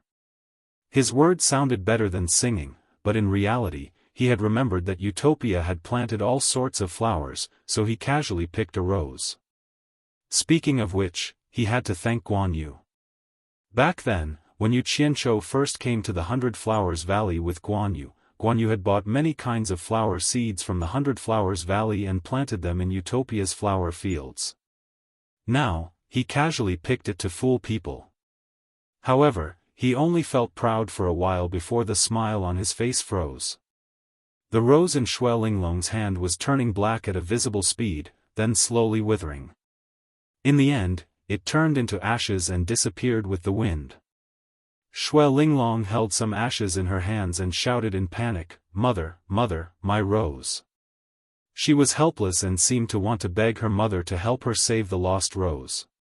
However, Snow Empress was also helpless. Otherwise, her daughter would have seen a rose. Snow Empress's face was full of heartache. She grabbed her daughter's hands and didn't know what to say. Sigh. A sigh sounded behind Yu Qianzhou helplessly. Yu Qianzhou suddenly looked back and realized that it was none other than Snow Empress. He didn't know when she had come behind him, but she clearly knew what had happened. "Thank you for your kindness." Snow Empress patted Yu Qianzhou's shoulder and smiled bitterly. "The netherworld and the celestial world are different. The difference is between life and death. This distance is an insurmountable gap, an insurmountable law of heaven and earth. The netherworld is full of death. The flowers and plants in the celestial world can't survive here and will turn into ashes in the blink of an eye. But the celestial world is full of life. Most of the flowers and plants in the netherworld will have the same ending in the celestial world. Cultivation is something that goes against the natural law of heaven and earth. Unlike cultivators like me who go against the natural law, we can freely travel between the celestial world and the netherworld when we reach a certain realm. Do you understand what I mean?" Yu Qianzhou nodded thoughtfully. He recalled the scene when he had collected the resurrection grass in front of the gate to the netherworld. The resurrection grass had turned to dust the moment it came into contact with life. It was exactly as the Snow Empress had said. But it was also because he remembered the scene of collecting the resurrection grass that his eyes lit up. He clapped his hands and cheered, "I have a way to let the princess enjoy all kinds of beautiful flowers in the celestial world." The family of three perked up immediately. Snow Empress and Snow Emperor asked in surprise, "What way?" "Seal it with ice. We can use ice to seal the flowers in the celestial world and bring them to the netherworld. This way, as long as the ice does not melt, the death chi will not invade. The flowers will never wither, and Princess Linglong will be able to enjoy them forever," Yu Qianzhou said happily. This was because he had used the same method to collect the resurrection grass. Xue Linglong nodded excitedly, but Snow Empress and Snow Emperor's expressions were a little gloomy. Yu Qianzhou was stunned and said, "Won't this method work?" Snow Empress smiled bitterly and shook her head. "The frozen snow dance is a spell that my wife and I are proficient in. How could we not think of this method? If it's really useful, let alone a mere rose, even freezing thousands of miles in an instant wouldn't be a difficult task for me and my wife. But my wife and I are, after all, high-level cultivators of the netherworld. The death aura inside the ice we cast is even stronger than the death aura in the air of the netherworld. A mere rose will immediately turn into ashes as soon as it touches it. How can it be of any use? So that's how it is." That's not right." Yu Qianzhou scratched his face and said suspiciously, "I once saw someone use ice to seal a resurrection grass and bring it back to the celestial world.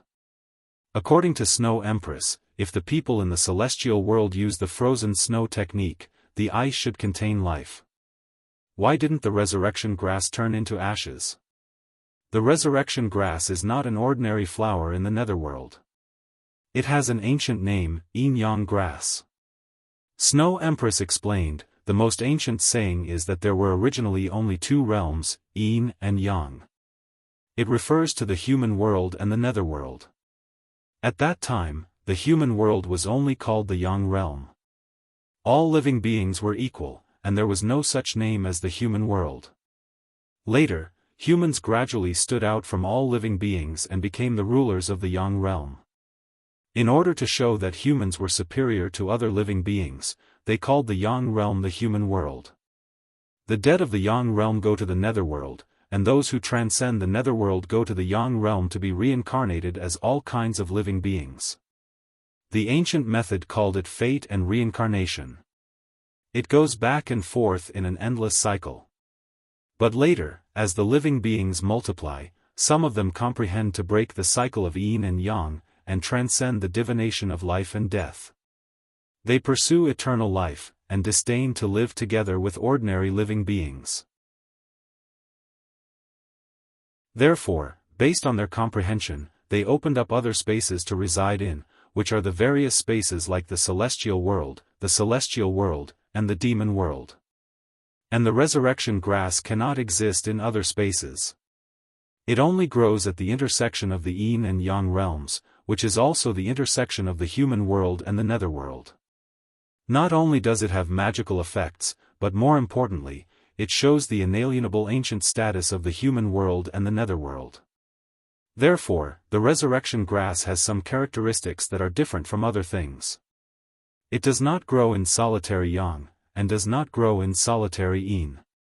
It is not something from the pure yin realm, nor is it something from the pure yang realm. It can bear the weight of yin and yang, which is really mysterious. And only it can be like what you said, sealed in ice and brought to the human world or the netherworld. But even so, it will not stay in the yin and yang realms for more than 7 days. Once it exceeds 7 days, it will immediately turn into ashes. At this point, the Snow Empress sighed and said, "Now you should understand why even with the cultivation of us husband and wife, we are unable to bring flowers and plants from the outside world to the netherworld, right? It is not that we do not want to do it, but we cannot resist it. This is the eternal law of heaven and earth. Our cultivation is too insignificant in front of the law of heaven and earth. So that's how it is." Yu Qianqiu nodded slightly. He felt that this trip to the ice palace was not in vain. He had more or less gained some knowledge. Maybe it would be beneficial to his future cultivation. Then he looked at the desolate Shui Linglong and asked, "Snow Empress, may I ask who in the celestial realm injured the princess? What kind of injury did she suffer? Why can't she recover after such a long time?" Hearing this, the couple's faces were filled with anger. The Snow Empress gritted her teeth and said, "This person was one of the 12 great celestial monarchs under Jin Tai. His name is Fire Virtue Celestial Monarch. Later, because his cultivation increased to the late stage of Celestial Emperor, Jin Tai was worried that he would threaten his ruling position in the celestial realm, so he suppressed him. He also fought back, but in the end, he was still no match for Celestial Emperor. However, he had already kept a trump card in the dark. Just when he was about to die in the hands of Kinta, he suddenly used the hidden Samadhi True Fire to block Kinta's pursuit and escape to the netherworld.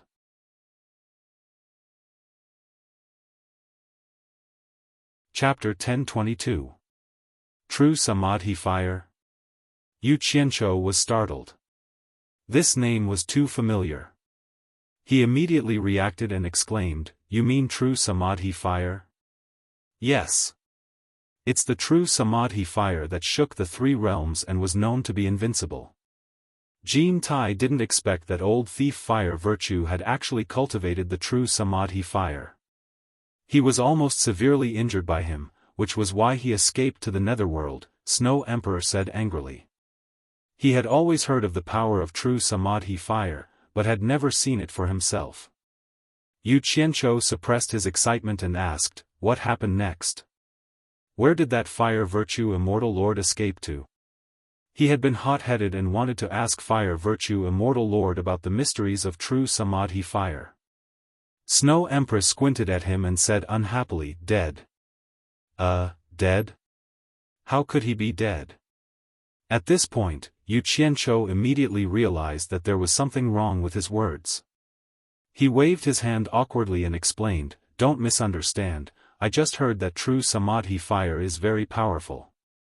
I'm afraid he was not so easy to kill. Fortunately, he had a good attitude before. The Snow Empress calmed her emotions, and slowly said in a deep voice, after Huada escaped into the netherworld, Jintai also chased after him.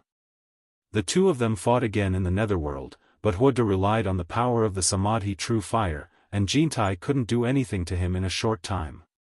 However, the underworld is the territory of the underworld emperor. After the two of them caused such a big commotion, the underworld emperor was alerted. If it was someone else, the underworld emperor might not have intervened personally.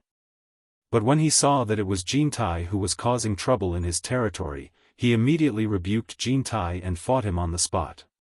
In the end, Fire Virtue escaped with his life. Snow Empress, who was holding her frightened daughter, interrupted with grief and indignation, "My wife and I have always been aloof from worldly affairs. Who knew that those people's fights would affect us?" When Fire Virtue had nowhere to run, he passed by the snowy mountain and targeted us. He wanted to use our Ice Soul mystic weapons to fight against Jintai. My wife and I had never participated in any of the battles between the immortal and netherworld realms, so naturally, we were unwilling to agree. As a result, the two of us began to fight. However, the true Samadhi fire was naturally able to restrain the two of us. The two of us were no match for it at all. That bastard is inhuman. Snow Empress clenched her fists, her eyes bulging.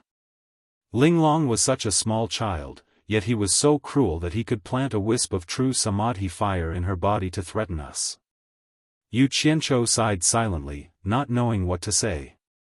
Although Fire Virtue Immortal Lord was in the wrong, anyone would throw caution to the wind when forced to such a state. Even a rabbit would bite when cornered. If my wife and you were forced, Jintai, Fire, Virtue, Qi, Snow Empress wept and said, just as we were in a dilemma, Heartless Palace's sect master Wang Qing happened to pass by. After he understood our dispute, he feigned civility to Fire Virtue Immortal Lord, saying that he would help him deal with Jintai. Finally, when he let his guard down, he used sword unsheathing and killed Fire Virtue in one move, saving Linglong.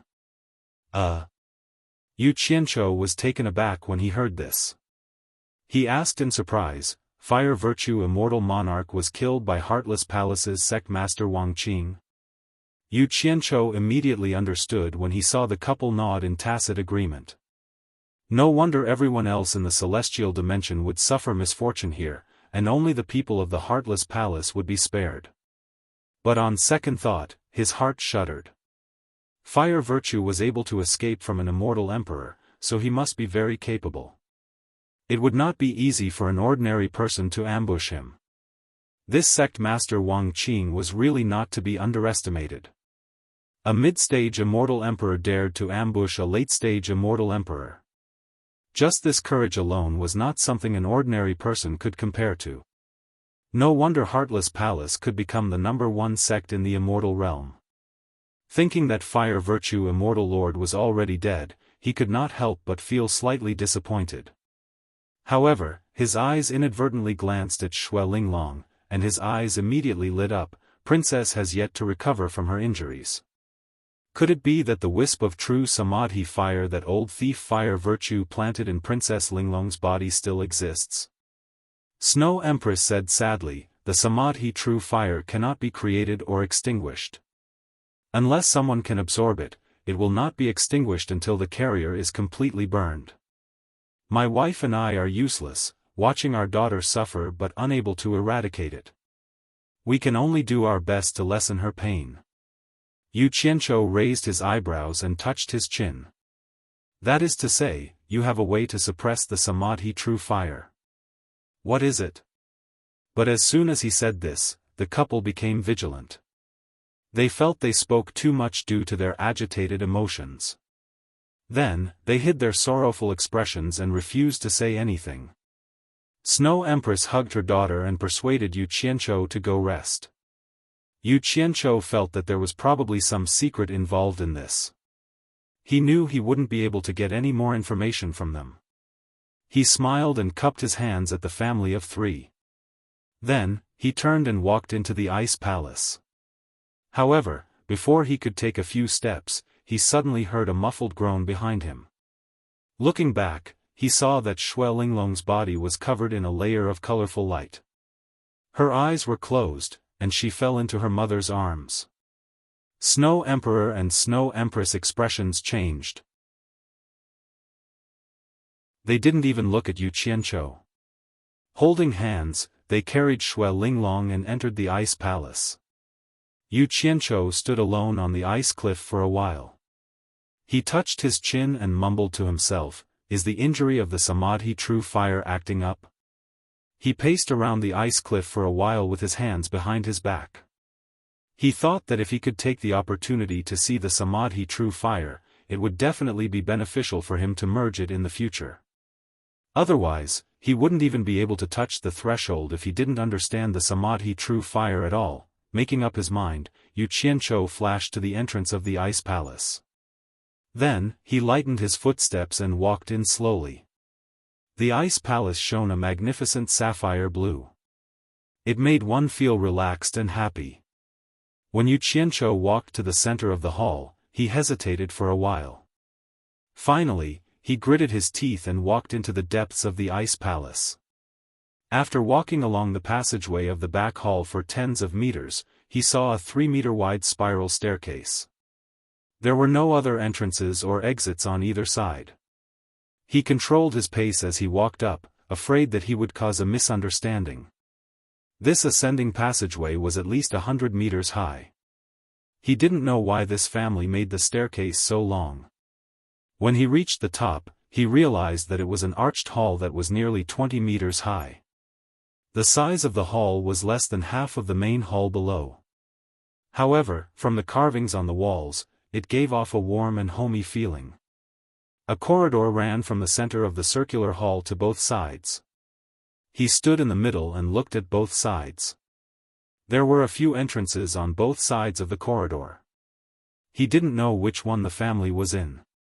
Just as he was hesitating whether he should release his divine sense to investigate, he suddenly realized that there was a strange light shining at the entrance of a room on the right side of the corridor. He immediately walked over. When he reached the door of the room, he realized that it was the same as the room below. Although there was no door, the door was curved, and he couldn't see the situation inside. He wanted to barge in directly, but he was afraid of causing unnecessary trouble. The couple must be treating their daughter's injuries. After thinking about it, he walked to the wall opposite the room, turned around, and sat down cross-legged with his eyes closed. After a few hours, the Snow Emperor's gloomy voice suddenly sounded in front of him. "What are you doing barging in here?" Yu Qianzhou opened his eyes and saw that the Snow Emperor's face was slightly pale. Her eyes that were staring at him were full of haze, as if she was about to explode. He immediately stood up and cupped his hands, saying, "I'm guessing that the Snow Emperor and Snow Empress are treating Princess Linglong's injuries, and are afraid that someone will barge in. So I'm guarding your door to help protect you. It can be considered as a little help.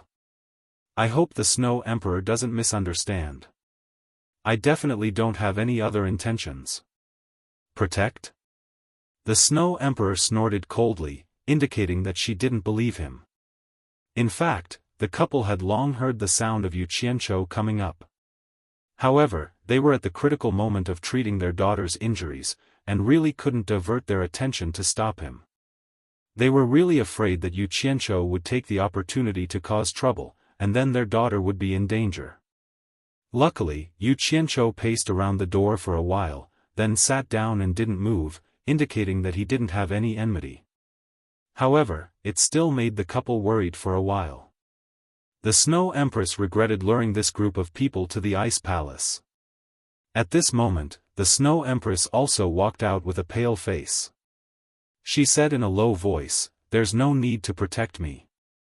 You barged into a place that you shouldn't have. On account of Wang Qing, I won't make things difficult for you. Bring your people and scram. Damn it. Heartless bitch who turned hostile.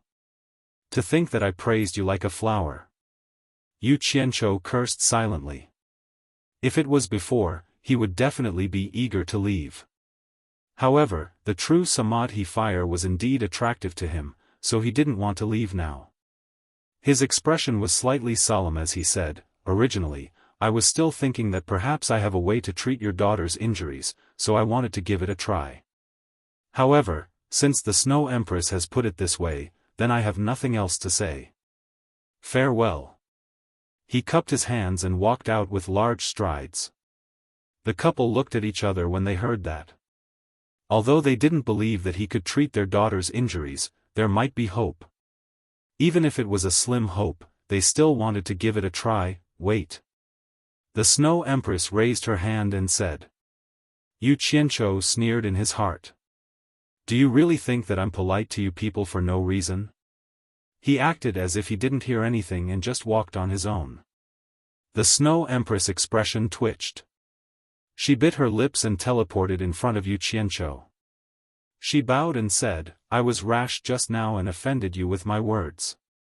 I hope that Mr. will forgive me and not take it to heart. A mother's love had always been great. For the safety of her children, how could she not put down a bit of her pride? At this moment, the Snow Empress also flashed over and cupped her hands at Yu Qianzhou. Mister, you said that you have a way to treat my daughter's injuries. I wonder if it's true. He also changed the way he addressed him to Mr. Don't stand on ceremony. I only said that perhaps, and I want to give it a try. I can't give a definite guarantee. Yu Qianzhou smiled faintly. He raised his right hand and opened his palm. A ball of dazzling green flame suddenly appeared in his palm.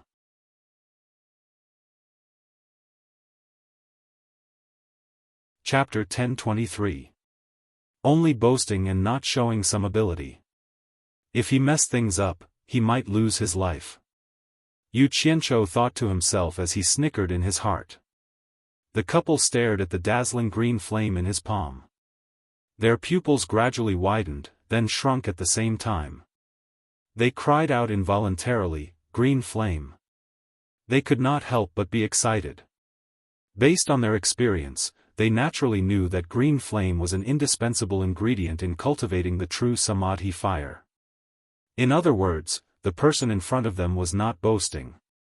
Since he could control the green flame, it was indeed possible that he could cure their daughter's injuries. The green flame quickly retracted into his palm. Yu Qianzhou raised an index finger to his lips and shushed them. He pointed downstairs and whispered with shifty eyes, You have to know that if word of this gets out, I'm afraid Jean Tai will be the first to not let me off. The couple nodded in ecstasy. The Snow Emperor even whispered, We understand. Don't worry, I've checked. They are still in the room downstairs. Bring me to Princess Linglong's injuries first. Yu Qianzhou said with a smile. Please. The couple extended their hands in unison and accompanied him quickly into the room. Once they entered the room, the Snow Emperor immediately cast a soundproof barrier. Yu Qianzhou looked around the room. Compared to the guest room downstairs, there was an ice couch, an ice stool, and a dressing table. Princess Linglong was still lying on the ice couch with her eyes tightly shut, unconscious. He pointed and asked, How is she? The Snow Emperor, who had high hopes for him, explained in detail in a gentle voice, My wife and I worked together to temporarily suppress the throbbing true samadhi fire in her body. However, it will flare up every day for the next 2 days. Only after suppressing those 2 times will the true samadhi fire lie dormant for a period of time. At that time, Linglong will wake up. I see. Yu Qianzhou pinched his chin and looked at the unconscious Shui Linglong. He frowned and said, What method did you use to suppress the true samadhi fire in her body? This was a question he had asked outside but did not get an answer. This time, he brought it up again in hopes of unraveling the secret. After all, the sharpness of the true samadhi fire was known throughout the 3 realms. How could he not be interested in the fact that the 2 could suppress the true samadhi fire? The husband and wife looked at each other, and seemed a little hesitant. After a moment of silence, the Snow Empress asked, "Yu Qianqiu, why do you want to help us?" Obviously, she was considering whether it was worth it for her to reveal that secret. "I want to make friends with you. You might not believe me if I put it this way, so I'll put it more bluntly." Yu Qianqiu looked at the two of them and said with a smile, "If one day I need your help, I hope you can help me." The couple nodded slightly. Empress Shui smiled bitterly and said, "Your words are almost exactly the same as what Wang Qing said back then." Yu Qianqiu asked in surprise, "Did Wang Qing say that he needed your help?" Seeing the couple nodding again, Yu Qianqiu could not help but feel suspicious. A thought flashed through his mind, but he did not grasp it. He thought for a while and shook his head. "If it's your secret and you don't think it's convenient to say it, then don't say it. Let's take a look at Princess Linglong's injuries first. Where is the true samadhi fire suppressed in her body?" As if she had heard a doctor asking about her daughter's illness, the Snow Emperor said seriously, "There is no fixed location. It is usually hidden in her limbs and bones. It will only show up when it flares up. It appears in a different place every time. It's a shame that we can't find out where it is hidden with our cultivation." Yu Qianqiu was silent for a moment before he slowly said, "I'll say the ugly words first. I can only try my best. I don't have the slightest confidence that I can dispel the samadhi true fire in her body. I hope you are mentally prepared. Please don't blame me if I fail." "Of course." The Snow Emperor nodded. The Snow Empress said worriedly, "Nothing will happen, right? Don't worry, Snow Empress. Whether or not she can be cured, I will first ensure her safety. I will not forcefully cast the spell." After Yu Qianqiu finished speaking, he stepped onto the ice couch and helped Shui Linglong sit up in front of the couple's nervous gazes. The couple immediately understood what he was going to do. He was going to use the most serious method. The Snow Empress immediately helped her unconscious daughter to sit cross-legged. Yu Qianqiu sat cross-legged behind Shui Linglong and pressed his palms on her back. He calmed himself down and slowly closed his eyes. He quickly injected his divine sense into her body to check for any abnormalities. However, after combing through Shui Linglong's meridians and bones, as the Snow Empress said, he couldn't find any trace of the true samadhi fire. He didn't know where it was hidden. After opening her eyes, the Snow Empress asked anxiously, "How is it?" The Snow Emperor pulled her back and said with a bitter smile, "Don't be anxious. Let him take his time." Yu Qianqiu frowned and thought for a while, then said, "I have to find a way to lure out the true samadhi fire hidden in her body and observe it. Only then can I be sure if I have a way to get rid of it. I'm going to use a more dangerous method now. I'll force the blue fire into her limbs and bones, and even the fine parts of her meridians to search and lure it. I'll have to trouble the two of you to stay vigilant at all times. Don't let anyone disturb me. Don't let me be distracted. If anything happens, please let me know in advance so that I have time to slowly withdraw the blue fire." The couple was shocked when they heard this. Fire had a restraining effect on meditation, not to mention the blue fire. Furthermore, the blue fire had to be injected into the body of the meditation practitioner. Just think about it, the meridians in the human body were extremely delicate, and if an accident were to happen, that person would be crippled even if he didn't die. "Will this work?" the Snow Empress asked with a trembling voice. The Snow Emperor pulled her back again and said through gritted teeth, "Since he dares to do this, he must have the confidence. Don't disturb him. We'll do our best to protect him." The Snow Empress turned around and grabbed his arm. She was so nervous that her body was trembling. Yu Qianqiu was confident in his control of fire. Most importantly, he could control the temperature of the fire at any time. As long as there weren't too many disturbances, there wouldn't be any accidents if he was suddenly interrupted by an external force midway. Looking at the nervous Snow Empress, he couldn't be bothered to say anything else. He had to see what the true samadhi fire looked like. The palms that were pressed on Xue Linglong's back shook slightly. 2 lumps of bright blue flames that dyed the entire room enveloped his palms. Then, Xue Linglong's body seemed to have been splashed with oil. The blue fire spread throughout her body with a buzz and enveloped her entire body. The Snow Empress was so frightened that her heart almost jumped out of her throat. She was about to let out a scream when the Snow Emperor covered her mouth. The Snow Emperor shook his head and signaled her not to be rash. The two of them who were abnormally nervous watched for a while before they finally relaxed.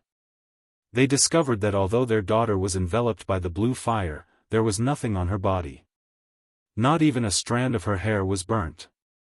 They had seen people who were good at controlling fire, but that was only in terms of precision. They had never seen someone who could release fire without feeling any warmth. They even suspected that what Yu Qianzhou released was the blue fire of the true samadhi fire. However, the terrifying aura that came from the blazing fire clearly told them that it was indeed the blue fire. Such exquisite control of fire made the two of them gasp in amazement.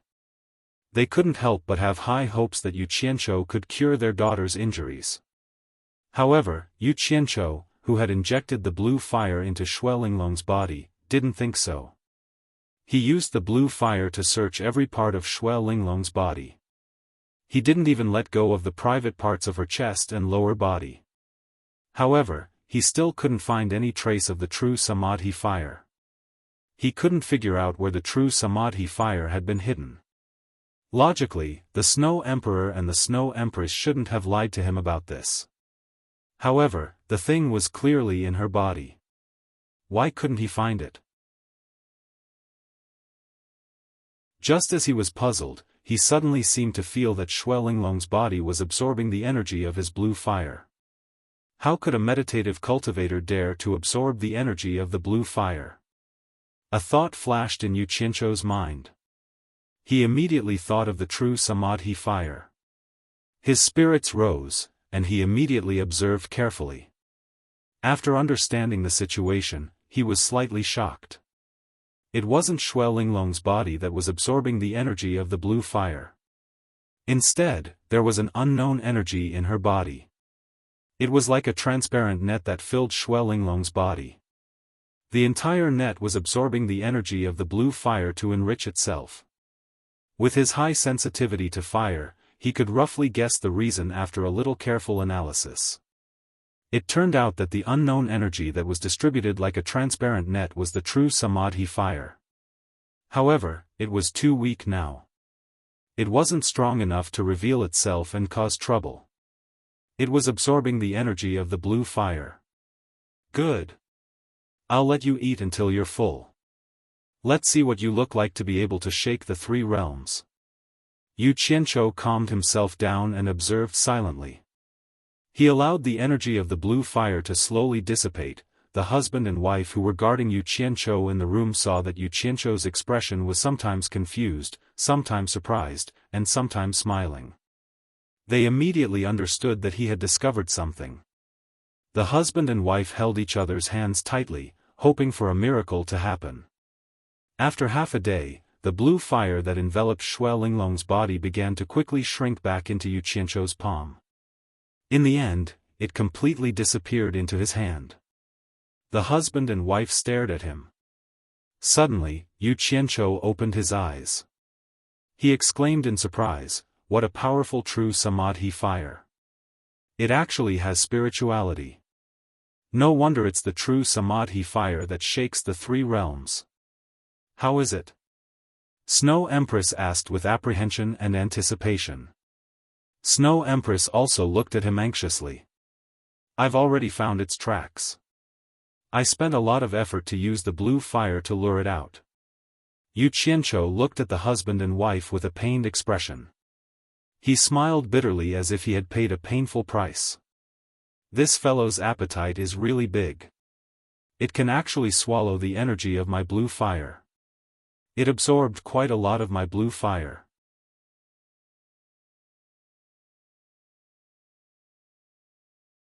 Chapter 1024. The husband and wife were anxious to know the final result, but when they heard him say this, the two could only bow to Yu Qianzhou. Snow Empress then cupped her fists and said, "Thank you, Mr. How is Linglong?" Yu Qianzhou put down his hands that were pushing Shui Linglong's back and helped her lie down on the ice couch. He got off the bed and walked between the couple. He said with a serious expression, "To be honest, I'm still not confident that I can expel the Samadhi true fire." The husband and wife looked at each other and secretly exchanged glances. Both of them had witnessed Yu Qianzhou's miraculous technique of controlling fire. In addition, they had heard him say that he had found traces of the true Samadhi fire that they were unable to find with their cultivation. They immediately mistakenly thought that Yu Qianzhou wanted to use this as a bargaining chip to threaten them. Snow Empress pondered for a while and said, "If Mr. can cure my daughter's injury, I'll tell you anything I know." This was undoubtedly a condition. "As long as you cure my daughter's injury, I'll tell you all the secrets you want to know." However, he had to put it in a roundabout way. He couldn't help it since he had a request. Yu Qianzhou rejoiced in his heart when he heard this, but he knew that they were all people who were used to fighting and killing. For something like this that had no proof, they would fall out with each other at a whim. You wouldn't even have a place to complain. Besides, he showed off the blue fire in front of them. How could he do something that was worth losing? Yu Qianzhou's face darkened and he said in a deep voice, "What kind of person do you think I am? I, Leaping Thousand Worries Bandit, have my own principles. I have my own bottom line. If I want something, I will fight for it myself. There's no need for you to beat around the bush and ask for charity." These words sounded quite unyielding, but if you thought about it quietly, it was as good as not saying anything. Thieves have morals. The couple were speechless.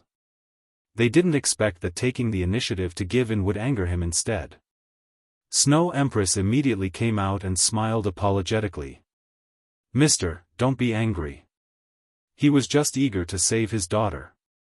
Forget it, let's not talk about anything else now."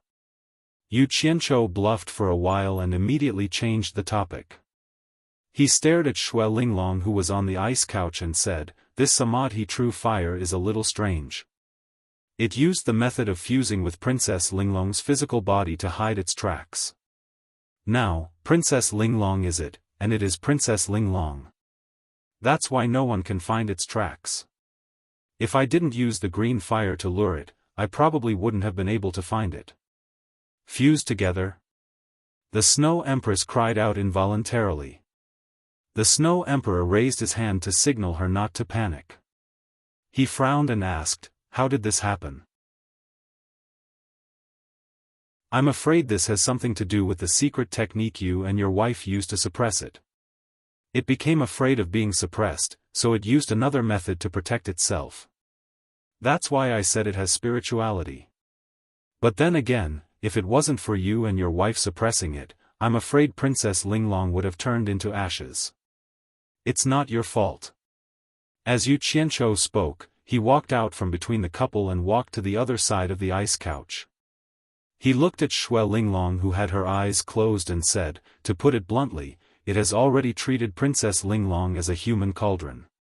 When it is suppressed to the point where it can't do anything, it quietly lurks in Princess Linglong's body and slowly absorbs the energy in Princess Linglong's body. When it accumulates enough energy, it will immediately come out to cause trouble. This is also why it hibernates and explodes at times." After the couple understood the reason, they couldn't help but look at their tortured daughter with sorrow. At first, they thought that the Samadhi true fire would only explode occasionally. Who knew that it had been extracting the energy from their daughter's body day and night? As her parents, they were very worried. "Linglong!" The Snow Empress suddenly cried out in grief. She sat sideways on the ice couch and hugged Shui Linglong's body as she sobbed. The Snow Emperor's tightened lips slowly relaxed. She cupped her hands at Yu Qianzhou and said, "Thank you, Mr., for clearing up my doubts. Since Mr. has already understood the Samadhi true fire, I believe you have a solution." Upon hearing this, the Snow Empress immediately seemed to go crazy. She stood up in an instant and directly knelt down in front of Yu Qianzhou. Yu Qianzhou was slightly shocked. He still had this bit of reaction speed. He immediately stretched out his hands and held her arms.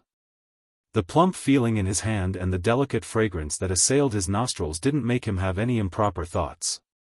He was only moved by the pitiful heart of a parent.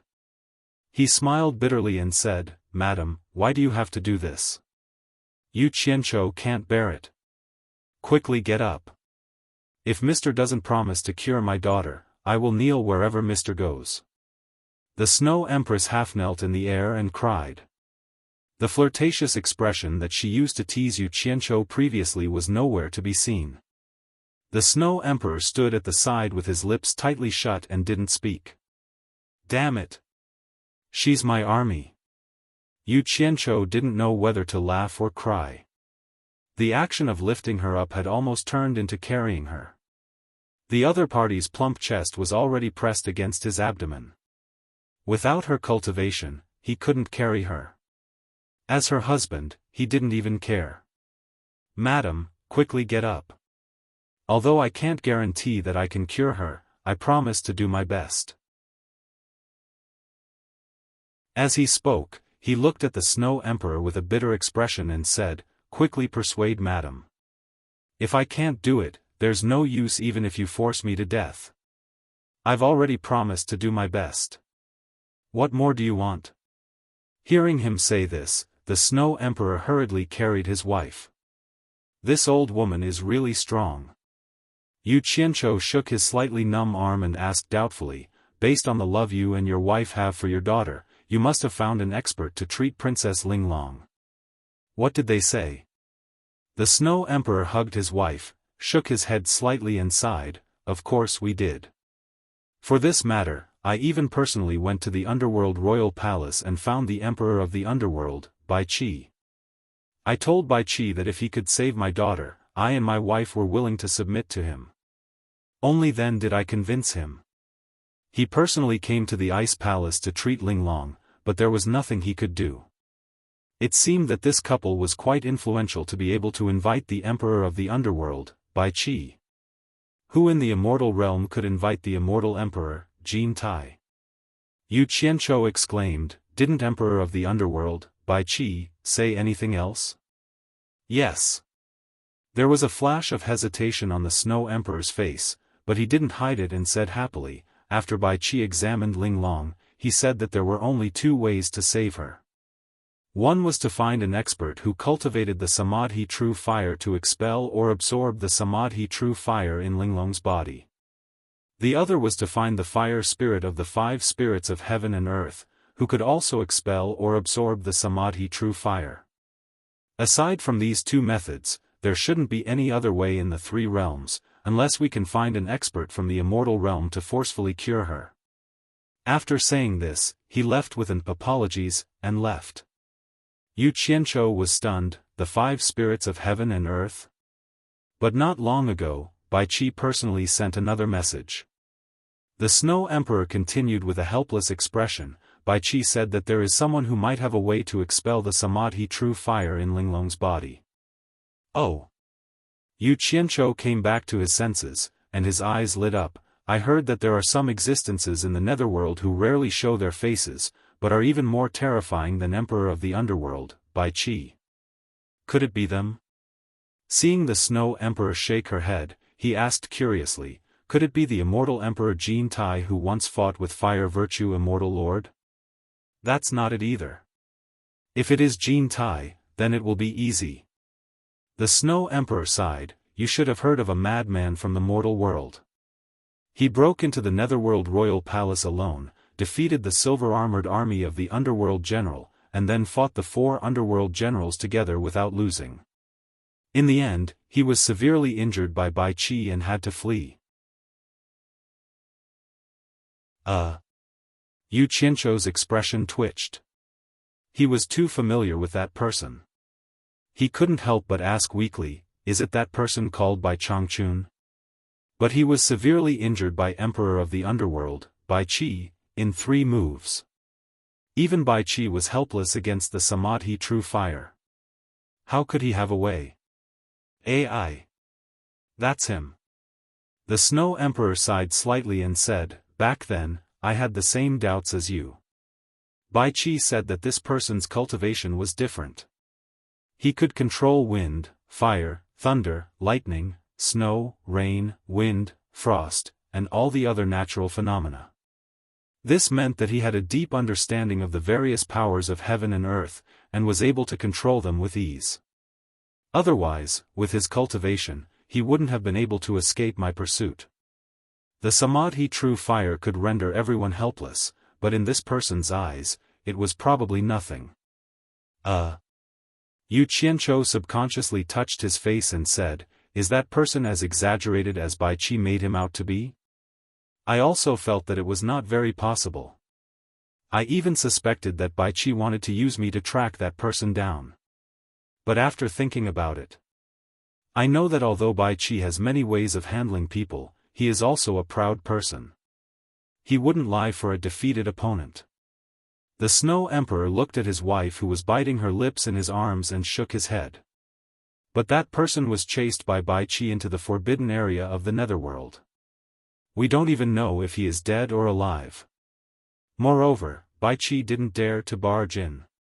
It's not that I'm afraid of death. AI. Let's not talk about these useless things. Mister, please do your best. Hearing this, Yu Qianzhou smiled bitterly. Hearing this, he was even less confident in his method of rescue. He shook his head and said, I've been gone for too long. I have to go down and tell the others. Otherwise, if Grey Cloud Xin sees that I haven't returned, he will definitely make a big fuss. It might affect our rescue later. After all, my life now involves his life and the safety of the entire Heartless Palace. I understand. The Snow Emperor nodded and comforted his wife. He stretched out his hand and said, please. Then, he accompanied Yu Qianzhou and went out. The two of them had just arrived downstairs when they bumped into Grey Cloud Xin, who was leading Shen Yu and Ding Xiang to the main hall with a gloomy face. Seeing that Yu Qianzhou was safe and sound, Grey Cloud Xin's expression finally became better. However, when the few of them saw the Snow Emperor and Yu Qianzhou coming together from the back palace, and their attitude was easygoing, they were a little surprised. They didn't know what had happened. Old Song. You guys stay here for a while. I have some things to ask the Snow Emperor. After this matter is settled, we will leave immediately. Yu Qianzhou walked in front of the few of them and said with a smile. The Snow Emperor nodded at the side, indicating that he would let everyone leave. You're tuning in to the Xiaofan's Wuxia Tales YouTube channel. Don't forget to subscribe and join us on this journey to catch the most captivating stories.